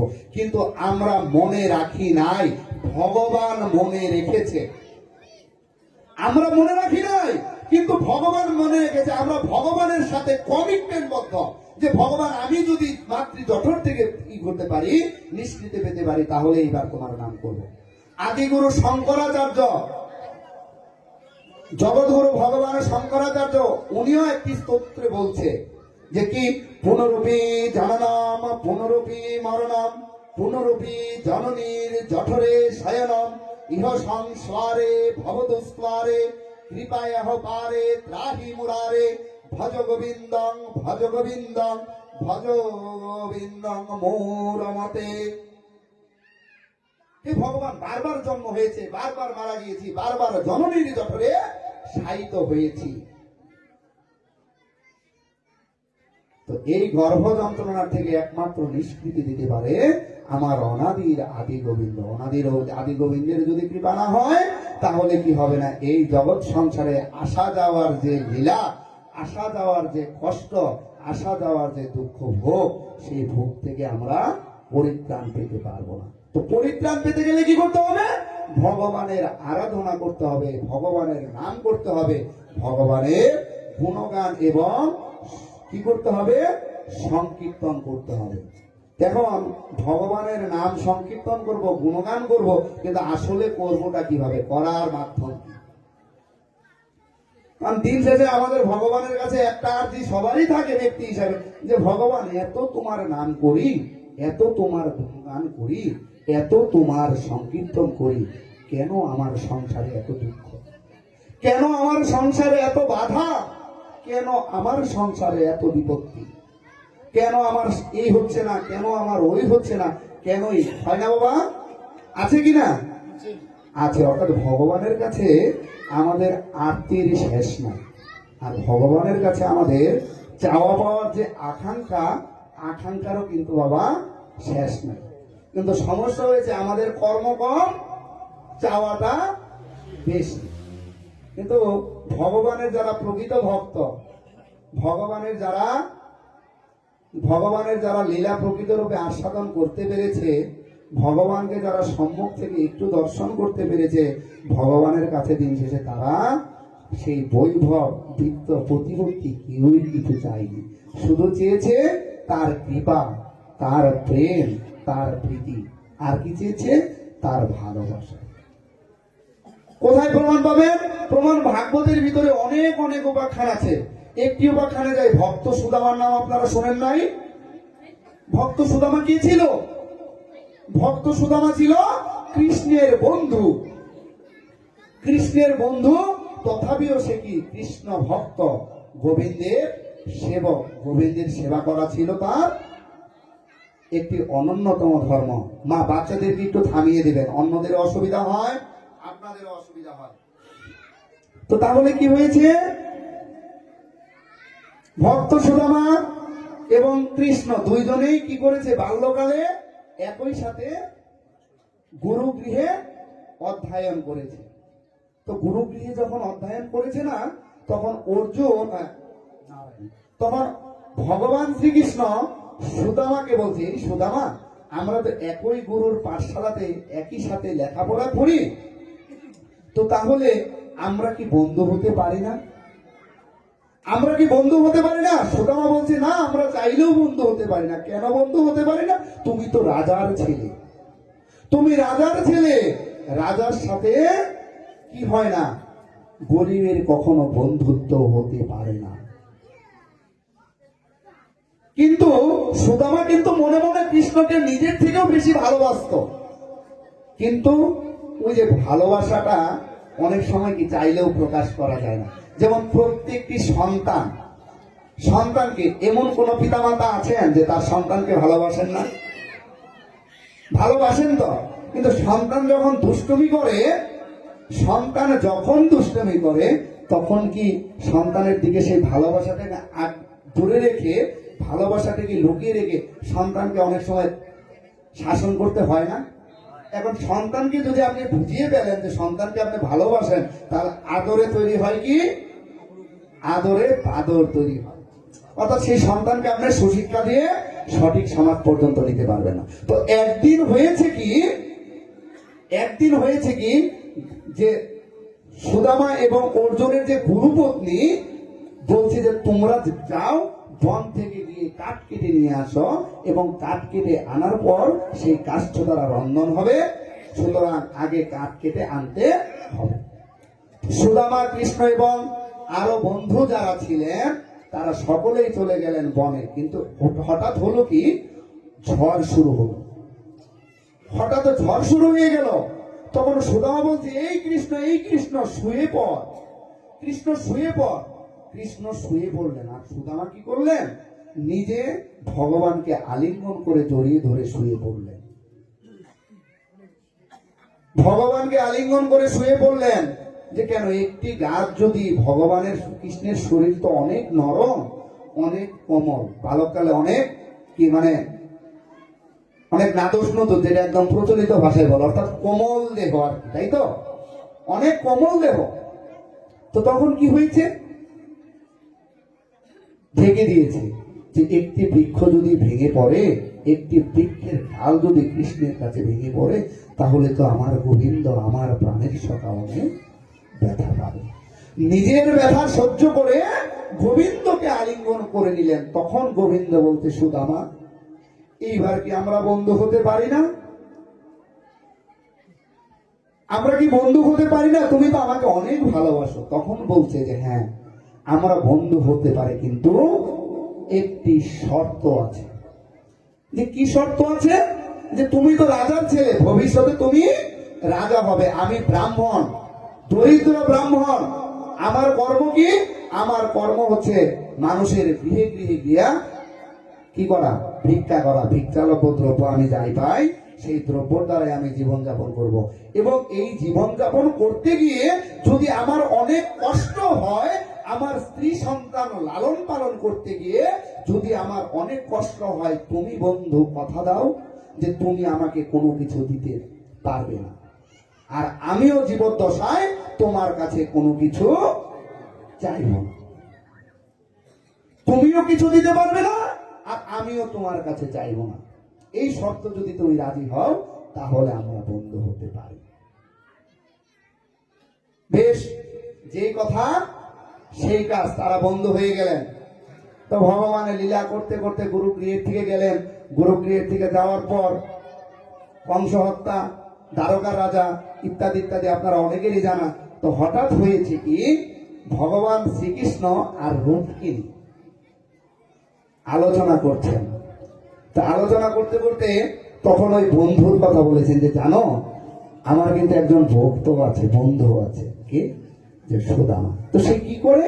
সে কি করে? প্রত্যহ 5 বারে ভিক্ষা করে, ভিক্ষালব্ধ যে জিনিস পায়, সেই জিনিস দ্বারাই তার জীবন চলে। সে আর অন্য কোনো কিছু নয়। কিন্তু আজকে হয়েছে কি, আজকে জানো কি হয়েছে রুক্মিণী? আজকে 4 দিন যাবৎ ওর ঘরে হাড়ি চড়ে না। আজকে 4 দিন যাবৎ ওর ঘরে হাড়ি চড়ে না। ওর পুত্র সন্তানরা অনাহারে রয়েছে। তখন রুক্মিণী বলছে যে আপনি দ্বারকার রাজা, ভক্তের অধীন ভগবান, আপনার দ্বারে এসে কেউ চেয়েছে আর পায়নি, এরূপ তো হতে পারে না। কিন্তু আপনি বলছেন যে আপনার প্রিয় সখা, কিন্তু তথাপি সে আজকে 4 দিন যাবৎ অভক্ষ, তার সন্তান সন্ততি পরিবার পরিজনকে নিয়ে, তথাপিও আপনি তার প্রতি কৃপা করছেন না। তথাপিও তার প্রতি আপনার কৃপা হচ্ছে না। যে হ্যাঁ, আমার কৃপা হচ্ছে। ভগবান বলছে আমার কৃপা হচ্ছে, কিন্তু আমার 4 হাত পা বাঁধা। আমার হাত পা বাঁধা। কেন বাঁধা? তখন ওই পূর্বাশ্রমের বর্ণনা করলেন। কিন্তু জানো রূপকিনী, আজকে খুব কষ্ট হচ্ছে কি, যে আজকেও সুদামার কপালে অন্ন যোগ নেই। 3 বারে 4 বারে ভিক্ষা হয়ে গেছে, 5ম বাড়িতে ভিক্ষা করবে, কিন্তু তার কপালে আজকে অন্ন যোগ নেই। তো তখন বলছে যে আমি কি কোনোভাবে সাহায্য করতে পারি? আপনি তো সাহায্য করতে পারবেন না, যেহেতু আপনি প্রতিজ্ঞাবদ্ধ। তো তখন ভগবান বলছে হ্যাঁ, তুমি তো বৈকুণ্ঠের লক্ষ্মী, তো লক্ষ্মীর ভান্ডারে তো অভাব নাই। তো ঠিক আছে, তুমি তাহলে সাহায্য করতেই পারো। আমার ক্ষেত্রে যেহেতু রেস্ট্রিকশন আছে যে আমি আমার বন্ধুকে কোনো কিছু দিতে পারবো না, কিন্তু তুমি চাইলে তো দিতে পারবে। তো তখন হয়েছে কি, 5ম বাড়িতে গিয়েছে যে কিছু কি ভিক্ষে হবে। তো তখন কি হয়েছে, রুক্মিণী দেবীর কৃপায় না বলতে গিয়ে যে গৃহস্থ ছিল সে বলেছে হ্যাঁ আছে। বলবে না, কিন্তু ভগবানের কৃপায় বলে ফেলেছে হ্যাঁ আছে। কি আছে? একটু গোবিন্দের ভোগ দিয়েছে প্রসাদ, একটু পরমান্ন প্রসাদ আছে। তো সেই পরমান্ন প্রসাদ নিয়ে কি চললেন, সুদামা ভগবানের নাম সংকীর্তন করতে করতে গৃহের দিকে ছুটে চললেন। কিন্তু ঠিক সেই মুহূর্তে হয়েছে কি, কংসের যে সৈন্যরা ছিল, সেই সৈন্যরা কি ছিল, ঘোড়া দৌড়াইতে দৌড়াইতে দৌড়াইতে দৌড়াইতে রাস্তা দিয়ে যাচ্ছে, এবং সেই একটি ঘোড়ার সাথে ধাক্কা লেগে সুদামার হাতের যে পরমান্ন ছিল, যে ভগবানের যে প্রসাদ ছিল, সেই প্রসাদখানাও মাটিতে পড়ে গিয়েছে।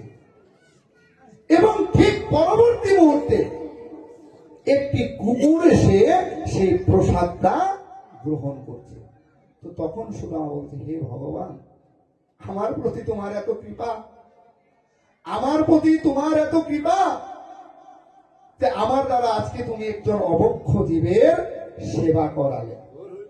ওকে জিজ্ঞেস করেন, ওর গৃহে ওর সন্তান, ওর পত্নী না খেয়ে আছে, ওর সন্তান পত্নী না খেয়ে আছে, ও যদি ভিক্ষা করে একটু প্রসাদ নিয়ে বা যে কোনো অন্ন নিয়ে যেতে পারে, তাহলে তার কি হবে?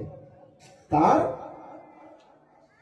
সন্তানরা খেতে পারবে। আর সে বলতে, ভগবান আমার প্রতি তোমার এত কৃপা, ভগবানের দয়া হয়েছে আমার প্রতি, সেই কারণে আজ আমার হাত দিয়ে একজন অভুক্ত জীবের সেবা করালো।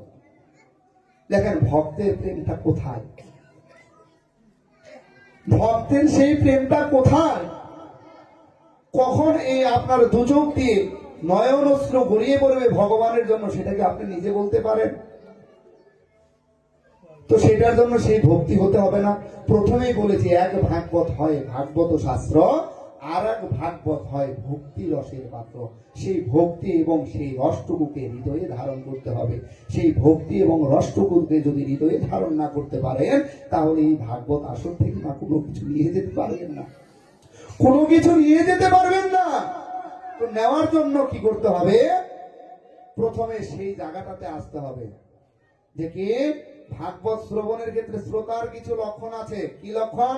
ভাগবত বলছে যে সুখরূপ প্রবোধজ্ঞ সর্বশাস্ত্র বিশারদ এত কথা প্রকাশেন মত অজ্ঞান বিনাশন। অর্থাৎ এই যে ব্যাসপীঠে যারা আছে তাদেরকে কি সুখদেব গোস্বামী রূপে কল্পনা করতে হবে।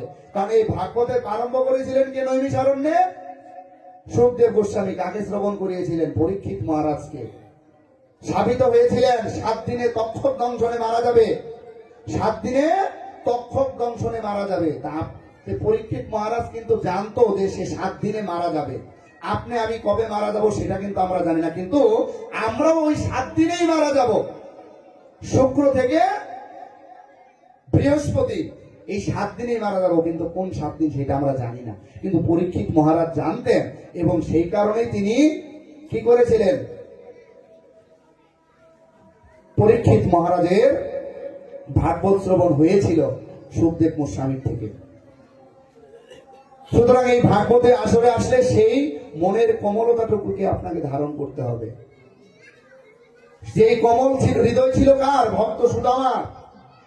যে কমল হৃদয় ছিল ভক্ত সুদামার। ওর সন্তানরা না খেয়ে আছে, আর তার হাতের থেকে ভগবানের প্রসাদ পড়ে গিয়েছে, আর সে বলছে আমার হাতে আজকে একটি জীবের সেবা হলো। কত ত্যাগ, কত প্রেম, ভগবানের প্রতি তার কত বিশ্বাস। তো তারপর কি হয়েছে? গৃহে গিয়েছে। গৃহে যাওয়ার পর পত্নীকে বলছে আজকেও কপালে কোনো কিছু জোটেনি, আজকেও কপালে কোনো কিছু জোটেনি, কিন্তু ভগবানের অশেষ কৃপা হয়েছে আমার প্রতি। আজ বলছি কি কৃপা? আজ আমার হাতে এক অভুক্ত জীবের সেবা আমি করতে পেরেছি। আজকে হবে না, আজকে তোমরা জল খেয়ে ভগবানের নাম নিয়ে শুয়ে পড়ো। কত ত্যাগ তিতিক্ষা ভক্তের হৃদয়ে। আসলে আমরা সেই ভক্ত বাবা হতে পারিনি। বলতে গেলে মাঝে মধ্যে আসলে ভক্তি তত্ত্বে ঢুকতে গেলে মাঝে মধ্যে আসলে ছন্দ হারিয়ে হয়ে যায়। কারণ ভগবান কখন কার হৃদয়ে কিভাবে ফুটে যায় সে কেউ বলতে পারে না। তো এক সময় হয়েছে কি, তো এর যে পত্নী 5 দিন হয়ে গেছে পেটে না খাওয়া। আমরা একবেলা উপাস থাকলেই কখন খাবো, কখন ভোগ লাগবে, কখন প্রসাদ পাবো, তখন আর ভগবানের খবর হয় না। তখন খবরটা চলে যায় কোথায়? রন্ধনখানায়। ভোগ হয়েছে কিনা, তাড়াতাড়ি ভোগ হলে তাড়াতাড়ি ভোগ নিবেদন করে প্রসাদ খেতে পারবো, হয়তো, তাই না? এরকম হয়তো। তো তাহলে দেখেন একটু লক্ষ্য করে যে ভগবানের যে কৃপা আমরা পাবো, সেই কৃপার জন্য কি করেছে? ভগবানের যে কৃপা আমরা লাভ করব, সেই কৃপার জন্য সুদামার পত্নী একটি বুদ্ধি এনেছে। কি বুদ্ধি? এই তোমার না বন্ধু দ্বারকার রাজা, তোমার বন্ধু না দ্বারকার রাজা, তো তুমি একটি কাজ করতে পারো না? কি কাজ করবো? তুমি তো একটু রাজার কাছে যেতে পারো না, কিছু চাইতে পারো না? কয় না, আমি তো আমার বন্ধুর কাছে কিছু যেতে পারবো না, কৃষ্ণের কাছে তো আমার কোনো কিছু যাওয়ার ক্ষমতা নেই, কেন? আমি প্রতিজ্ঞাবদ্ধ। তো তখন রূপকিনী সুদামার পত্নী সুদামাকে বলতে, আচ্ছা ঠিক আছে, তারপরে তুমি যাও না ভগবানের কাছে, তুমি তোমার বন্ধুর কাছে কিন্তু চাইতে না পারো, কিন্তু অনেক দিন হয়ে গেছে তোমার তো কি হয় না, কৃষ্ণের সাথে দেখা হয় না, তো সেই সুযোগে একটু দেখা করে আসো, সেই সুযোগে একটু দেখা করে আসো। তখন সুদামা চিন্তা করছে, হ্যাঁ এটি ভালো বুদ্ধি, একটু দেখা তো হবে, তাকে ভগবানকে একটু তো গোবিন্দকে একটু আলিঙ্গন তো করতে পারবো, তার সাথে দুটি কথা বলতে পারবো, তো তার অপরোধ বদনখানা তো দর্শন করতে পারবো। আর ওদিকে সুদামার পত্নী চিন্তা করছে যে যে সুদামা জীর্ণ শুষ্ককায় দেহ, জীর্ণ শীর্ণ শরীর, ছিঁড়া কাপড়, এগুলা যদি কৃষ্ণ দেখে, দেখলে পরে কি হবে, কৃষ্ণের হয়তোবা একটু কৃপা হলেও সুদামার প্রতি হতে পারে। তো দুইজনের চিন্তা ভাবনা দুই রকম, কিন্তু এখন প্রশ্ন হচ্ছে যে যাবে ভগবানের কাছে, বন্ধু যদি বন্ধুর গৃহে যায়, তাহলে তো কোনো কিছু কি করতে হয়, নিয়ে যেতে হয়। তাহলে কি করতে হয়, কি নিয়ে যাওয়া যায়, তো বলছে যে দেখো না কোথায় কি পাওয়া যায়। তো তখন কি করছে, সুদামার পত্নী ব্রাহ্মণের গৃহ থেকে 3 মুষ্ঠ চিরা এনেছে। চিরা এনে কি করেছে, সুদামার আঁচলে, এটা কিন্তু কি করেছে, ধার নিয়ে এসেছে, আঁচলে বেঁধে দিয়ে দিয়েছে। সুদামা চললেন কোথায়, সুদামা চললেন দ্বারকায়। দ্বারকায় চলতে চলতে চলতে চলতে গিয়ে যখন দ্বারকার দান প্রান্তে উপস্থিত হয়েছে, তখন দ্বার রক্ষক তাকে আটকে দিয়েছে। তুমি কে, জীর্ণ শীর্ণ। তখন সুদামা বলছে, আমি কৃষ্ণের সাথে দেখা করতে চাই। তখন যে রাজপরি, কি তোমার এত বড় সাহস, তুমি যে কিনা অনাদির আদি গোবিন্দ, এই দ্বারকার রাজা, যার কম্পনে, যার দিকে চোখে চোখ রেখে কেউ আমরা কথা বলার দুঃসাহস করি না, আর তাকে তুমি নাম ধরে ডাকছ, তুমি কে, তুমি নিশ্চয়ই পাগল, পাগল ব্যতীত তুমি পাগল ব্যতীত তুমি কেউ নও। ঠিক সেই মুহূর্তে দ্বারপালের ভিতরে তো প্রবীণ সিনিয়র জুনিয়র থাকে না, যেমন থানার ভিতরে কনস্টেবল, এএসআই, এসআই, ওসি, ওসির পর আবার কি ডিসি, এসপি ইত্যাদি ইত্যাদি ইত্যাদি। তো দারোয়ানদের ভিতরেও কি থাকে, দারোয়ানদের ভিতরেও কিন্তু ছোট বড় কি থাকে, প্রকারভেদ থাকে। তো যখন প্রধান যে দ্বার রক্ষক, সেই প্রধান দ্বার রক্ষক এসেছে, গিয়ে বলছে, সে কিছুটা উপলব্ধি করে ফেলেছে, ওই যে ভগবত কৃপা, যে আচ্ছা আপনি কে, বলছে যে আমি কৃষ্ণের বন্ধু, আমি কৃষ্ণের বন্ধু, তুমি যাও, আপনি যান, আপনি গিয়ে বলেন যে দ্বারে সুদামা দাঁড়িয়ে আছে। তো কি করেছে, ওই বৃদ্ধ লোকটি ওখান থেকে ভগবান শ্রীকৃষ্ণের কাছে চলে গিয়েছে। কিন্তু এদিকে হয়েছে কি, বাকি যারা দ্বারপাল ছিল, তারা কটাক্ষ করে সুদামাকে কি করেছে, আঘাত করে তাড়িয়ে দিয়েছে। তো সুদামা দুঃখ ভারাক্রান্ত মনে কি করেছে, গৃহের প্রত্যাবর্তন করতে গিয়েছে। তো তখন প্রধান যে দ্বারপাল, সেই দ্বারপাল গিয়ে ভগবানকে কৃষ্ণ নামে আখ্যায়িত করেছে, কৃষ্ণ। তো তখন ভগবান শ্রীকৃষ্ণ কি করছিলেন, শৃঙ্গার করছিলেন।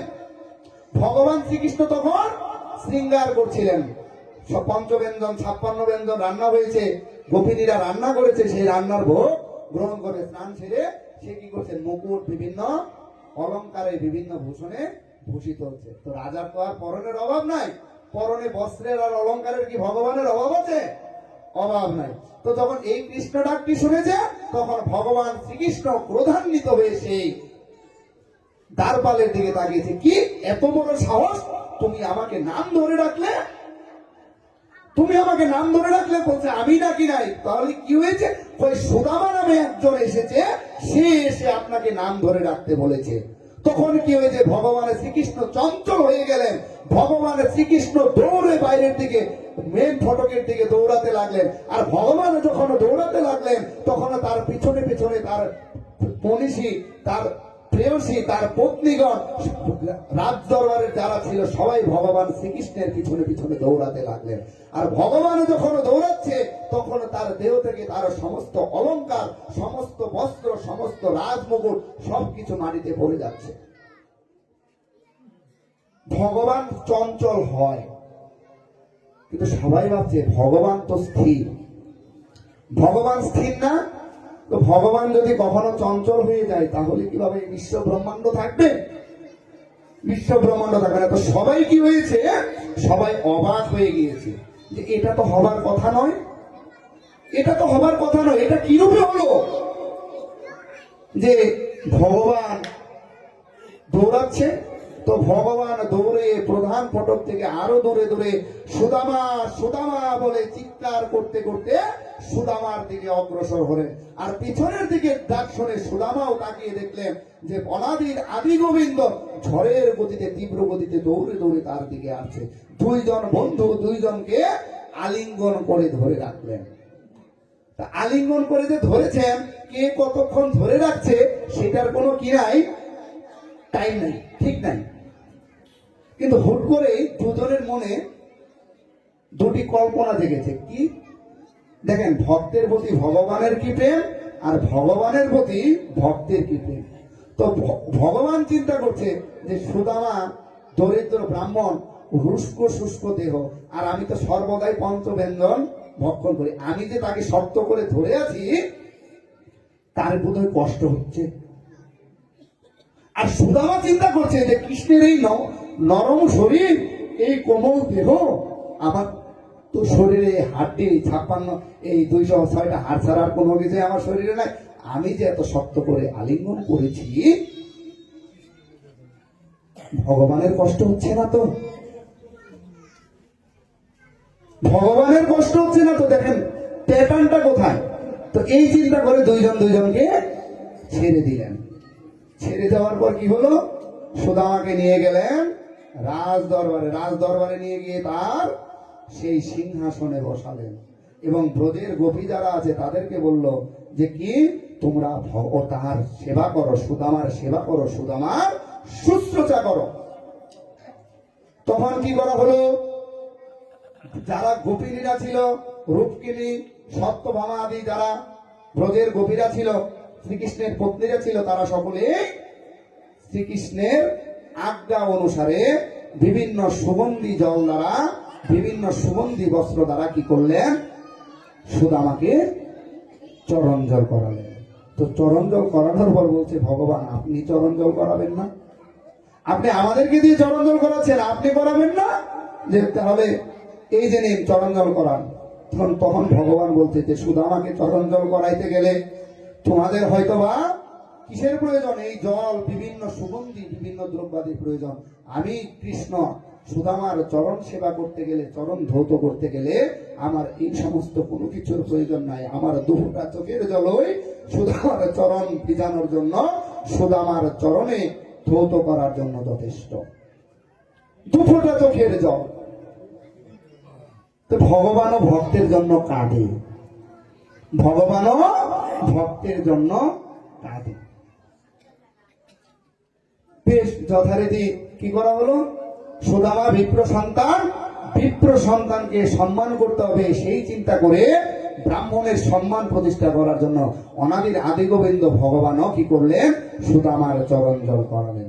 শাস্ত্রে আছে না যে আপনি আচারিয়া ধর্ম জীবেরই শিখাও। আগে সর্বপ্রথম কি করতে হবে, নিজে ধর্মের আচারটা করতে হবে। তো তারপর কি হয়েছে, সুদামার কৃষ্ণ তখন বসে কি করেছে, খাওয়া দাওয়া শেষে দুজনে বসে গল্প করছে। তো গল্প করতে করতে বলছে যে এই সুদামা তুই বিয়ে করেছিস। দেখেন ভগবানের লীলাটা কত অদ্ভুত। যিনি ভূত বর্তমান এবং ভবিষ্যৎ জানেন, সে সুদামাকে মনুষ্যের মতো আচরণ করে বলতে, সুদামা তুই বিয়ে করেছিস? হ্যাঁ আমি তো বিয়ে করেছি, আমার সন্তানও আছে। তুই তো একবারও আমাকে বললি না, তুই একবারও তো আমাকে বললি না। তুমি দ্বারকা রাজা, আমি তোমাকে কি বলবো, আর বলা হয়নি। তো তোমাকে তো আমি একবার বলি না, তুমি তো এরকম কতবার কত যেতে করেছো, তোমারও তো বন্ধুর কথা মনে পড়ে নাই, তোমারও তো বন্ধুর কথা মনে পড়ে নাই। তো কথা বলতে বলতে বলতে বলতে শ্রীকৃষ্ণের চোখ পড়েছে ওই সুদামার আঁচলে ওই চেয়ার দিকে। তো বলছে তুই কি এনেছিস? কয় না কিছু আনে নেই। মানে এই টোটাল পরিবেশ দেখে, সম্পূর্ণ পরিবেশ দেখে সুদামাও লজ্জা পাচ্ছে। সুদামাও লজ্জা পাচ্ছে, ওই 3 মুঠ চিরা যে শ্রীকৃষ্ণকে দেবে সেই চিরা দিতে গিয়েও লজ্জা বোধ করছে, তো একটু একটু করে পেছনে নেয়।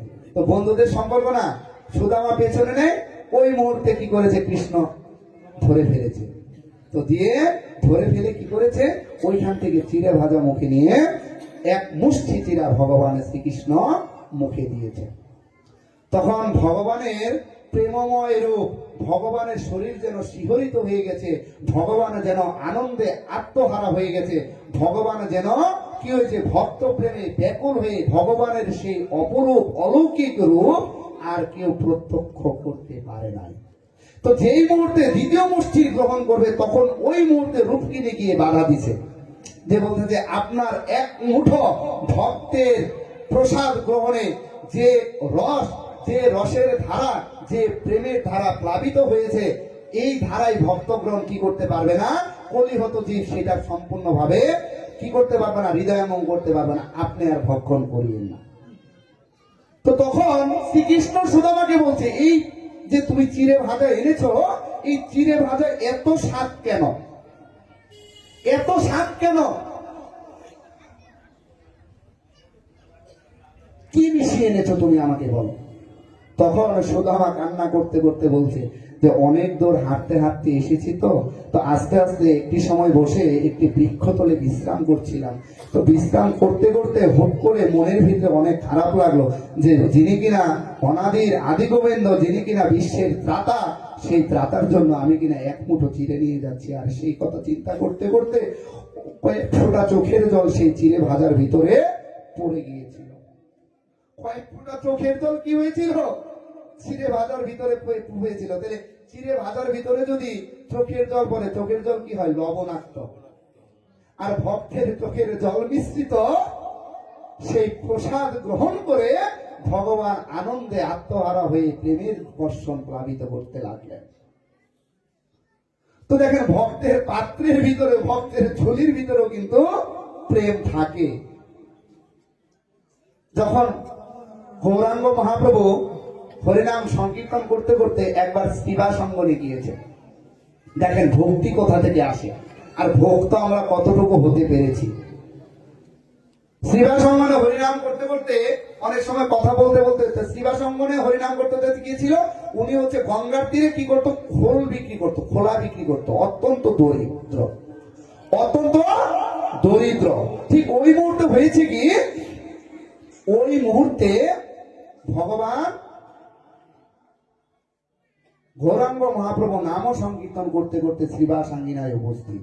তো উপস্থিত হয়ে কি করেছে, তার জল পিপাসা পেয়েছে। বাহিরে একটি টিনের ভাঙা পাত্র, ওই পাত্রটাও কি ভাঙা, আবার কি ওইটা পর আবার কামার দিয়ে কি করা, জোড়া দেওয়া, মানে টিনের পাত্র ভাঙা বটে, কিন্তু সেটার ভিতরে আবার জোড়া দেওয়া। ওই পাত্রে জল রাখা ছিল, ওই পাত্রে জল রাখা ছিল। তো সেই জল কি হয়েছে, সেই জল মহাপ্রভু ভক্ষণ করেছে। তখন শ্রীবাস দৌড়ে এসে গোবিন্দকে, গৌরাঙ্গ মহাপ্রভুকে, নিমাইচাঁদকে প্রণাম করে, ষষ্ঠাঙ্গে প্রণাম করে বলছে, হে ভগবান, তোমার এত জল পিপাসা পেয়েছিল যে তুমি ওই ময়লা বাহিরের ওই ভাঙা যে পাত্র, সেই পাত্রের থেকে তুমি গ্রহণ করলা। তুমি আমায় বলতা, আমি তোমাকে জল দিতাম। কয় না রে, যদি ভক্তি অর্জন করতে চাও, তাহলে তোমরা যদি সবাই ভক্তি অর্জন করতে চাও, তাহলে ওই শ্রীবাসের ভাঙা পাত্রের জল পান করো। কেননা ভক্তের পাত্রের ভিতরেও কি থাকে, ভগবানের জন্য প্রেম থাকে, ভগবানের জন্য করুণা থাকে। কেননা কাঙালের ভগবান অনাদির আদি গোবিন্দ, কাঙালের ভগবান। কিভাবে কাঙালের ভগবান, যেমন আপনাদের এখানে কি হবে, নাম সংকীর্তন হবে। তো নাম সংকীর্তনের সময় আপনারা যে ভগবানের ভোগ দিবেন, পঞ্চতত্ত্বের ভোগ দিবেন, ভোগটা কিসে দিবেন, স্বর্ণের থালে, রূপার থালে, নাকি মাটির পাত্রে? মাটির পাত্রে দেন তো, তাই না? আমাদের ওইদিকে মাটির পাত্রে দেওয়া হয়, কারণ এখানে অর্থাৎ ভগবানের নাম নেওয়ার, দেখেন ভগবান তখন বলছে যে আমার মাটির পাত্রে আমার ভোগ হবে। কারণ যার সামর্থ্য নাই সে কি ভগবানকে ডাকবে না? যার সামর্থ্য নাই সে কি ভগবানের আরাধনা করবে না? যার সামর্থ্য নাই সে কি ভগবানের সেবা করবে না? তো ভগবান বলছে যারা কলিযুগে আমাকে মাটির পাত্রে ভোগ প্রদান করবে সেটি মহাপ্রসাদ রূপে আমি গ্রহণ করব। জয় জয় মহাপ্রসাদ আনন্দে হরি হরি বল।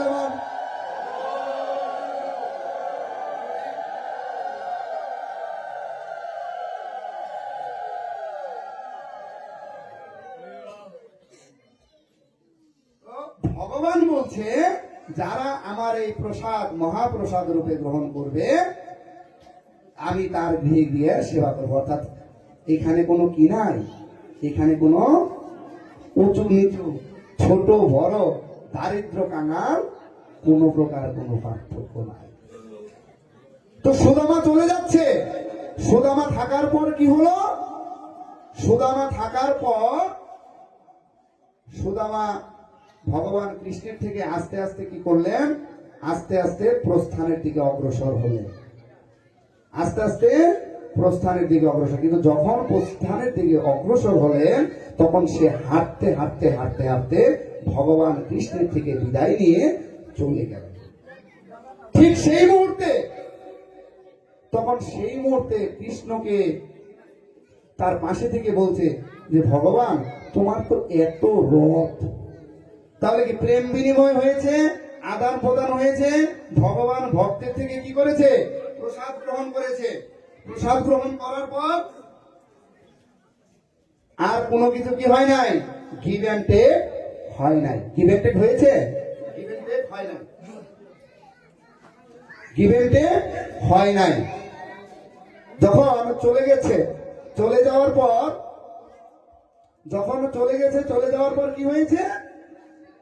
তখন উদ্ধব ভগবানকে বলছে যে তোমার তো এত রথ, সুদামা এত কষ্ট করে হেঁটে হেঁটে যাচ্ছে। যখন গৃহে আসলো তখন তো দেখলাম ওর পায়ে আসতে গিয়ে ফোসকা পড়ে গিয়েছে। যে তোমার কি ওর প্রতি একটু করুণা হলো না? তোমার কি ওর জন্য একটু কৃপা হলো না? তুমি কি চাইলে পারতে না একটি রথ দিয়ে তাকে চলে যেতে? কয় হ্যাঁ তা পারতাম বটে, কিন্তু দিয়ে ফেললে হতো কি ভক্তের যে চরণ দোলা, সেই চরণ দোলা তো আমার এই দ্বারকার মাটিতে পড়তো না, আমার দ্বারকার মাটি পবিত্র হতো না। আর সুদামা যদি চলে যেত, রথে যদি কেউ চলে যায় পিছন থেকে কি তাকে আর দেখা যায়? তা আমি আর সুদামাকে দেখতেও পেতাম না। তো যাতে আমি সুদামাকে অধিক সময় পর্যন্ত দেখতে পারি আর সুদামার মত ভক্তের পবিত্র ধুলি যাতে এই স্থানে পড়ে, এই স্থানের মাটিকে পবিত্র করে, সেই জন্য আমি তাকে রথ দিইনি। দেখছেন ভগবত কৃপা কিভাবে আছে? ভগবানের কৃপা আসলে কখন কিভাবে আপনি প্রাপ্ত হবেন সেটা আপনি নিজেও উপলব্ধি করতে পারবেন না। যেমন উপলব্ধিটা কি, কিছুদিন আগে কোভিড-19 হয়েছিল। কিছুদিন আগে কি হয়েছিল? কোভিড-19। তো কোভিড-19 কি হয়েছে? কোভিড-19 অক্সিজেনের অভাবে মানুষ কি হয়েছে? মারা গিয়েছে, তাই নাই?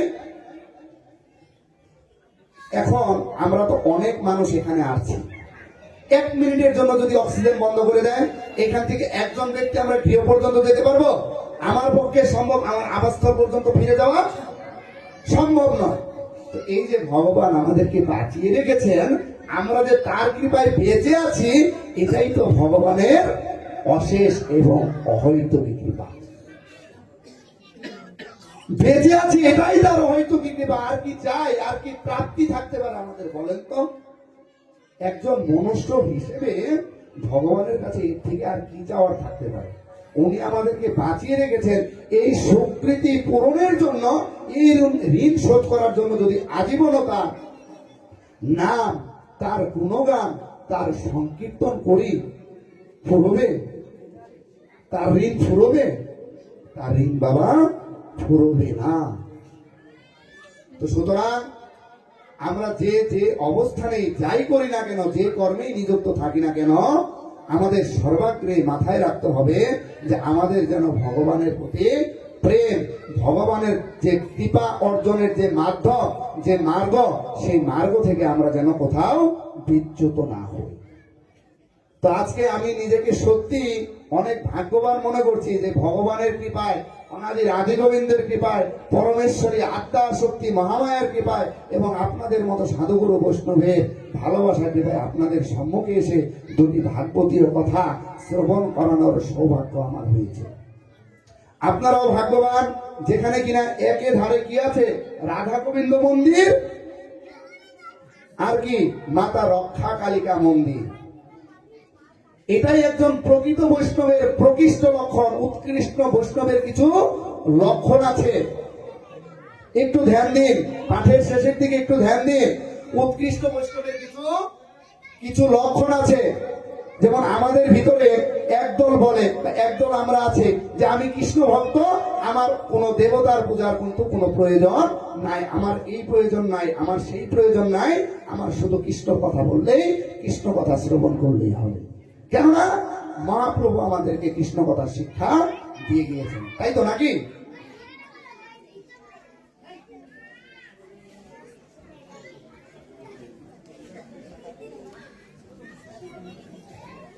মহাপ্রভু আমাদেরকে কৃষ্ণ গ্রামের জন্য এই কলিযুগের রাস্তা প্রদর্শন করে গিয়েছেন। আমাদের আর কোনো কিছুর প্রয়োজন নাই, শুধু হরিনাম করলেই হবে। এটি সম্পূর্ণ ভুল। যদি মহাপ্রভুর জীবদ্দশায় আমরা লক্ষ্য করি, মহাপ্রভুর জীবদ্দশা বিভিন্ন জায়গায় বিভিন্নভাবে লিপিবদ্ধ আছে। তদ্রূপ কি কি গ্রন্থ? চৈতন্য চরিতামৃত, চৈতন্য ভাগবত, চৈতন্য মঙ্গল, মুরারি গুপ্তের কর্চা, স্বরূপ দামোদরের কর্চা। অর্থাৎ চৈতন্য মহাপ্রভুর যারা প্রত্যক্ষ পার্শ্বদ ছিলেন, তারা চৈতন্য মহাপ্রভুর জীবনের উপর বিভিন্নভাবে বিভিন্ন জন বিভিন্ন বই পুস্তক লিখে দিয়েছেন। তো একটি পুস্তকের ভিতরে আছে, এর মধ্যে একটি পুস্তক হচ্ছে চৈতন্য ভাগবত। চৈতন্য চরিতামৃত নয়, চৈতন্য ভাগবত। চৈতন্য ভাগবতের মধ্যখণ্ডের 18তম অধ্যায়ে আপনারা যাবেন। তো ওই সময় হয়েছে কি, মহাপ্রভু একবার শক্তি রূপ ধারণ করেছেন, মহাপ্রভু স্বয়ং দেবী রূপ ধারণ করেছেন এবং ধারণ করে সবাইকে শিক্ষা দিচ্ছে যে ব্যাপদেশে মহাপ্রভু শিখায় সবারে, পাছে মোর শক্তি নিন্দা করে কোন জনে, লৌকিক বৈদিক কৃষ্ণ যত কৃষ্ণ শক্তি যত, সবার সম্মানে হয় কৃষ্ণ ভক্তি দৃঢ়, দেবদ্রোহ করিলে কৃষ্ণের হয় দুঃখ, গণসহ কৃষ্ণ পূজা করিলেই সুখ। মহাপ্রভু বলছে যে সমস্ত দেবতার সম্মানে কি হয়, ভগবান কৃষ্ণ সুখ লাভ করেন, ভগবান শ্রীকৃষ্ণ সন্তুষ্টি লাভ করেন, ভগবান শ্রীকৃষ্ণের কৃপা লাভ হয়। যেমন বৃন্দাবনের যারা ব্রজগোপী ছিলেন, তারা আপনার আমার মতো কিন্তু সাধারণ মানুষ না, কিন্তু বৃন্দাবনের যারা ব্রজগোপী তারাও কি করেছে, দেবী কাত্যায়নীর পূজা করেছে। কোথায় প্রমাণ পাবেন? এই ভাগবতেই প্রমাণ পাবেন। হেমন্তে প্রথমে মাসি নন্দ ব্রজ কুমারিকা, চরুর হরিশ্যান ভঞ্জানা কাত্যায়ন পতর্চনাম। ভাগবতে 10ম স্কন্ধের 22তম অধ্যায়ে 1তম শ্লোক। অর্থাৎ হেমন্তর প্রথম মাস, কি মাস? মার্গশীর্ষ মাস। 1 বছর 1 মাস ব্যাপী হবিষ্যান্ন ভোজন পূর্বক ব্রজের যারা কাত্যায়নীর ব্রজগোপীরা ছিলেন, কৃষ্ণের যারা ব্রজগোপী ছিলেন, তারাও দেবী ভদ্রকালীর আরাধনা করেছেন। আর কি হয়েছে? আর কি হয়েছে? অর্জুনের দিকে যদি লক্ষ্য করি, যেমন শ্রীমদ ভগবত গীতা, শ্রীমদ ভগবত গীতা মহাভারতের ভীষ্ম পর্বের অন্তর্গত, তাই তো? ভীষ্ম পর্বের অন্তর্গত। যদি মহাভারতকে অস্বীকার করে তাহলে গীতারও কোনো মূল্য থাকবে না।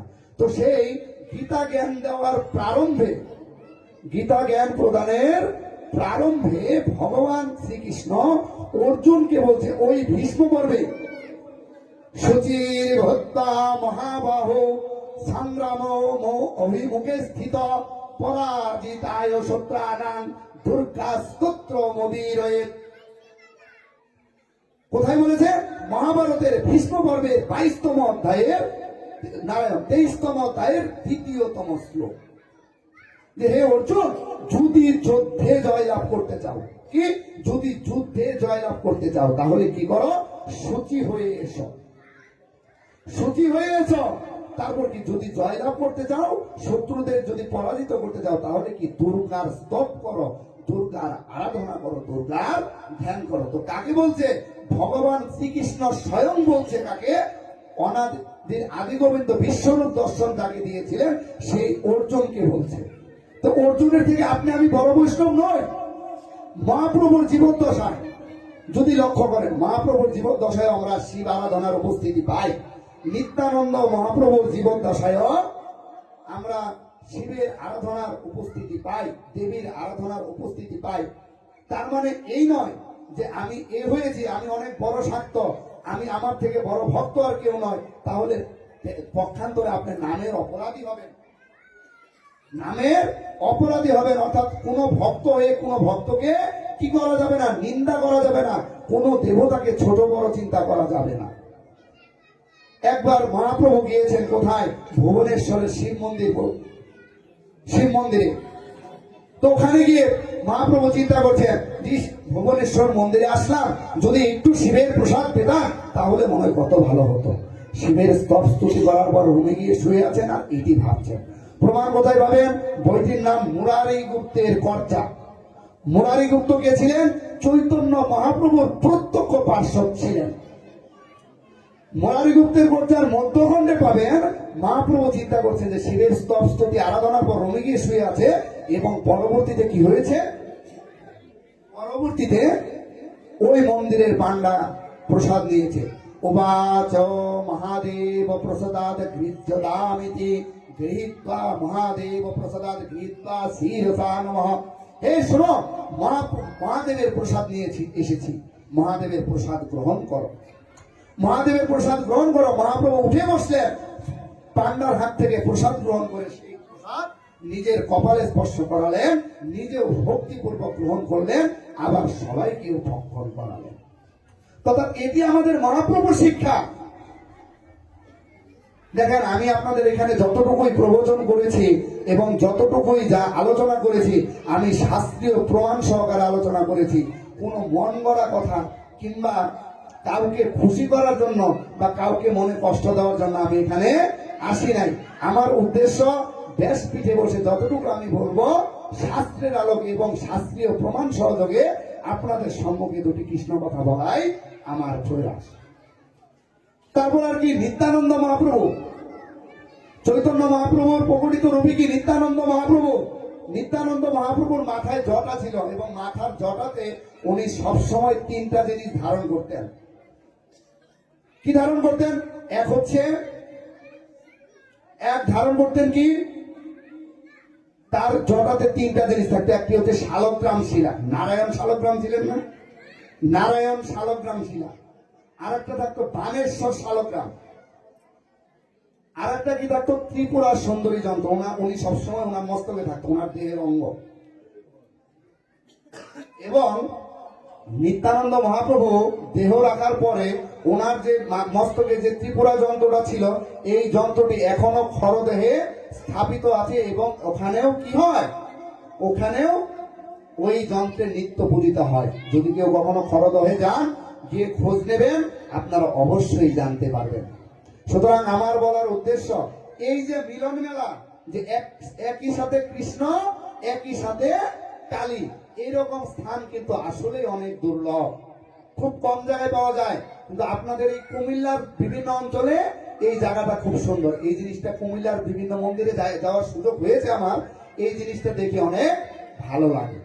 তা আপনারা সেই পরম্পরাকে ধরে রাখেন। যেমন মায়ের নামও নিবেন, তদ্রূপ ভগবানের নামও নিবেন।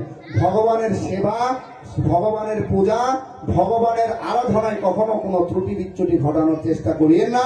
ভগবানের পূজায় যদি কোনো ত্রুটি ঘটে, তাহলে যতই যাই করেন ভগবানের সন্তুষ্টি লাভ হবে না। আর যদি ভগবানের সন্তুষ্টি লাভ না হয়, তাহলে যতই ভক্ত সেবা দেনার যাই করেন, দিন শেষে কি হবে? শাস্ত্রের বিরোধী কাজ হয়ে যাবে। তো যাই হোক, অনেক কিছু বললাম, আর সময় রাত অনেক দীর্ঘায়িত হয়ে গেছে, আর দীর্ঘায়িত করতে যাচ্ছি না। এই ব্যাসপীঠে বসে যদি আমি কোনো অশাস্ত্রীয় কিংবা ব্যক্তিগত মত চরিতার্থ করার জন্য কোনো প্রবচন করে থাকি, সেটির সম্পূর্ণ দায়ভার আমার। এবং এই ব্যাসপীঠে বসে যদি আমি কোনো শাস্ত্রীয় বাক্যালাপ করে থাকি, তাহলে সেটির সম্পূর্ণ কৃতিত্ব আমার জীবন উদ্ধাতা গুরুদেবের রাঙা রাতুল চরণে সমর্পণ করিলাম। এবং এই আসর সহ দেশ দশ এবং সকলের মঙ্গল কামনা করে আজকের এই পাঠের বিশ্রামে যাচ্ছি। ওং সর্বে ভবন্তু সুখিনঃ, সর্বে সন্তু নিরাময়া, সর্বে ভদ্রাণি মা করছি, সুখ দুঃখ ভাগভাবে। হরে কৃষ্ণ কৃষ্ণ কৃষ্ণ হরে হরে, হরে রাম রাম রাম হরে হরে। জয় জয় রাধা গোবিন্দ হৃদয়ানন্দে। হরি হরি বল, হরি হরি বল। জয় জয় রক্ষা কালিকা বীজ প্রেমানন্দে। হরি হরি বল, হরি হরি বল। প্রেম ধরে প্রেম ধরি প্রভু রাধে কৃষ্ণ বলে, প্রভু নিতাই চৈতন্য শ্রী অদ্বৈত রাধা রানী কি জয়। সাধু গুরু বৈষ্ণব গোসাই প্রেমানন্দে। হরি হরি বল।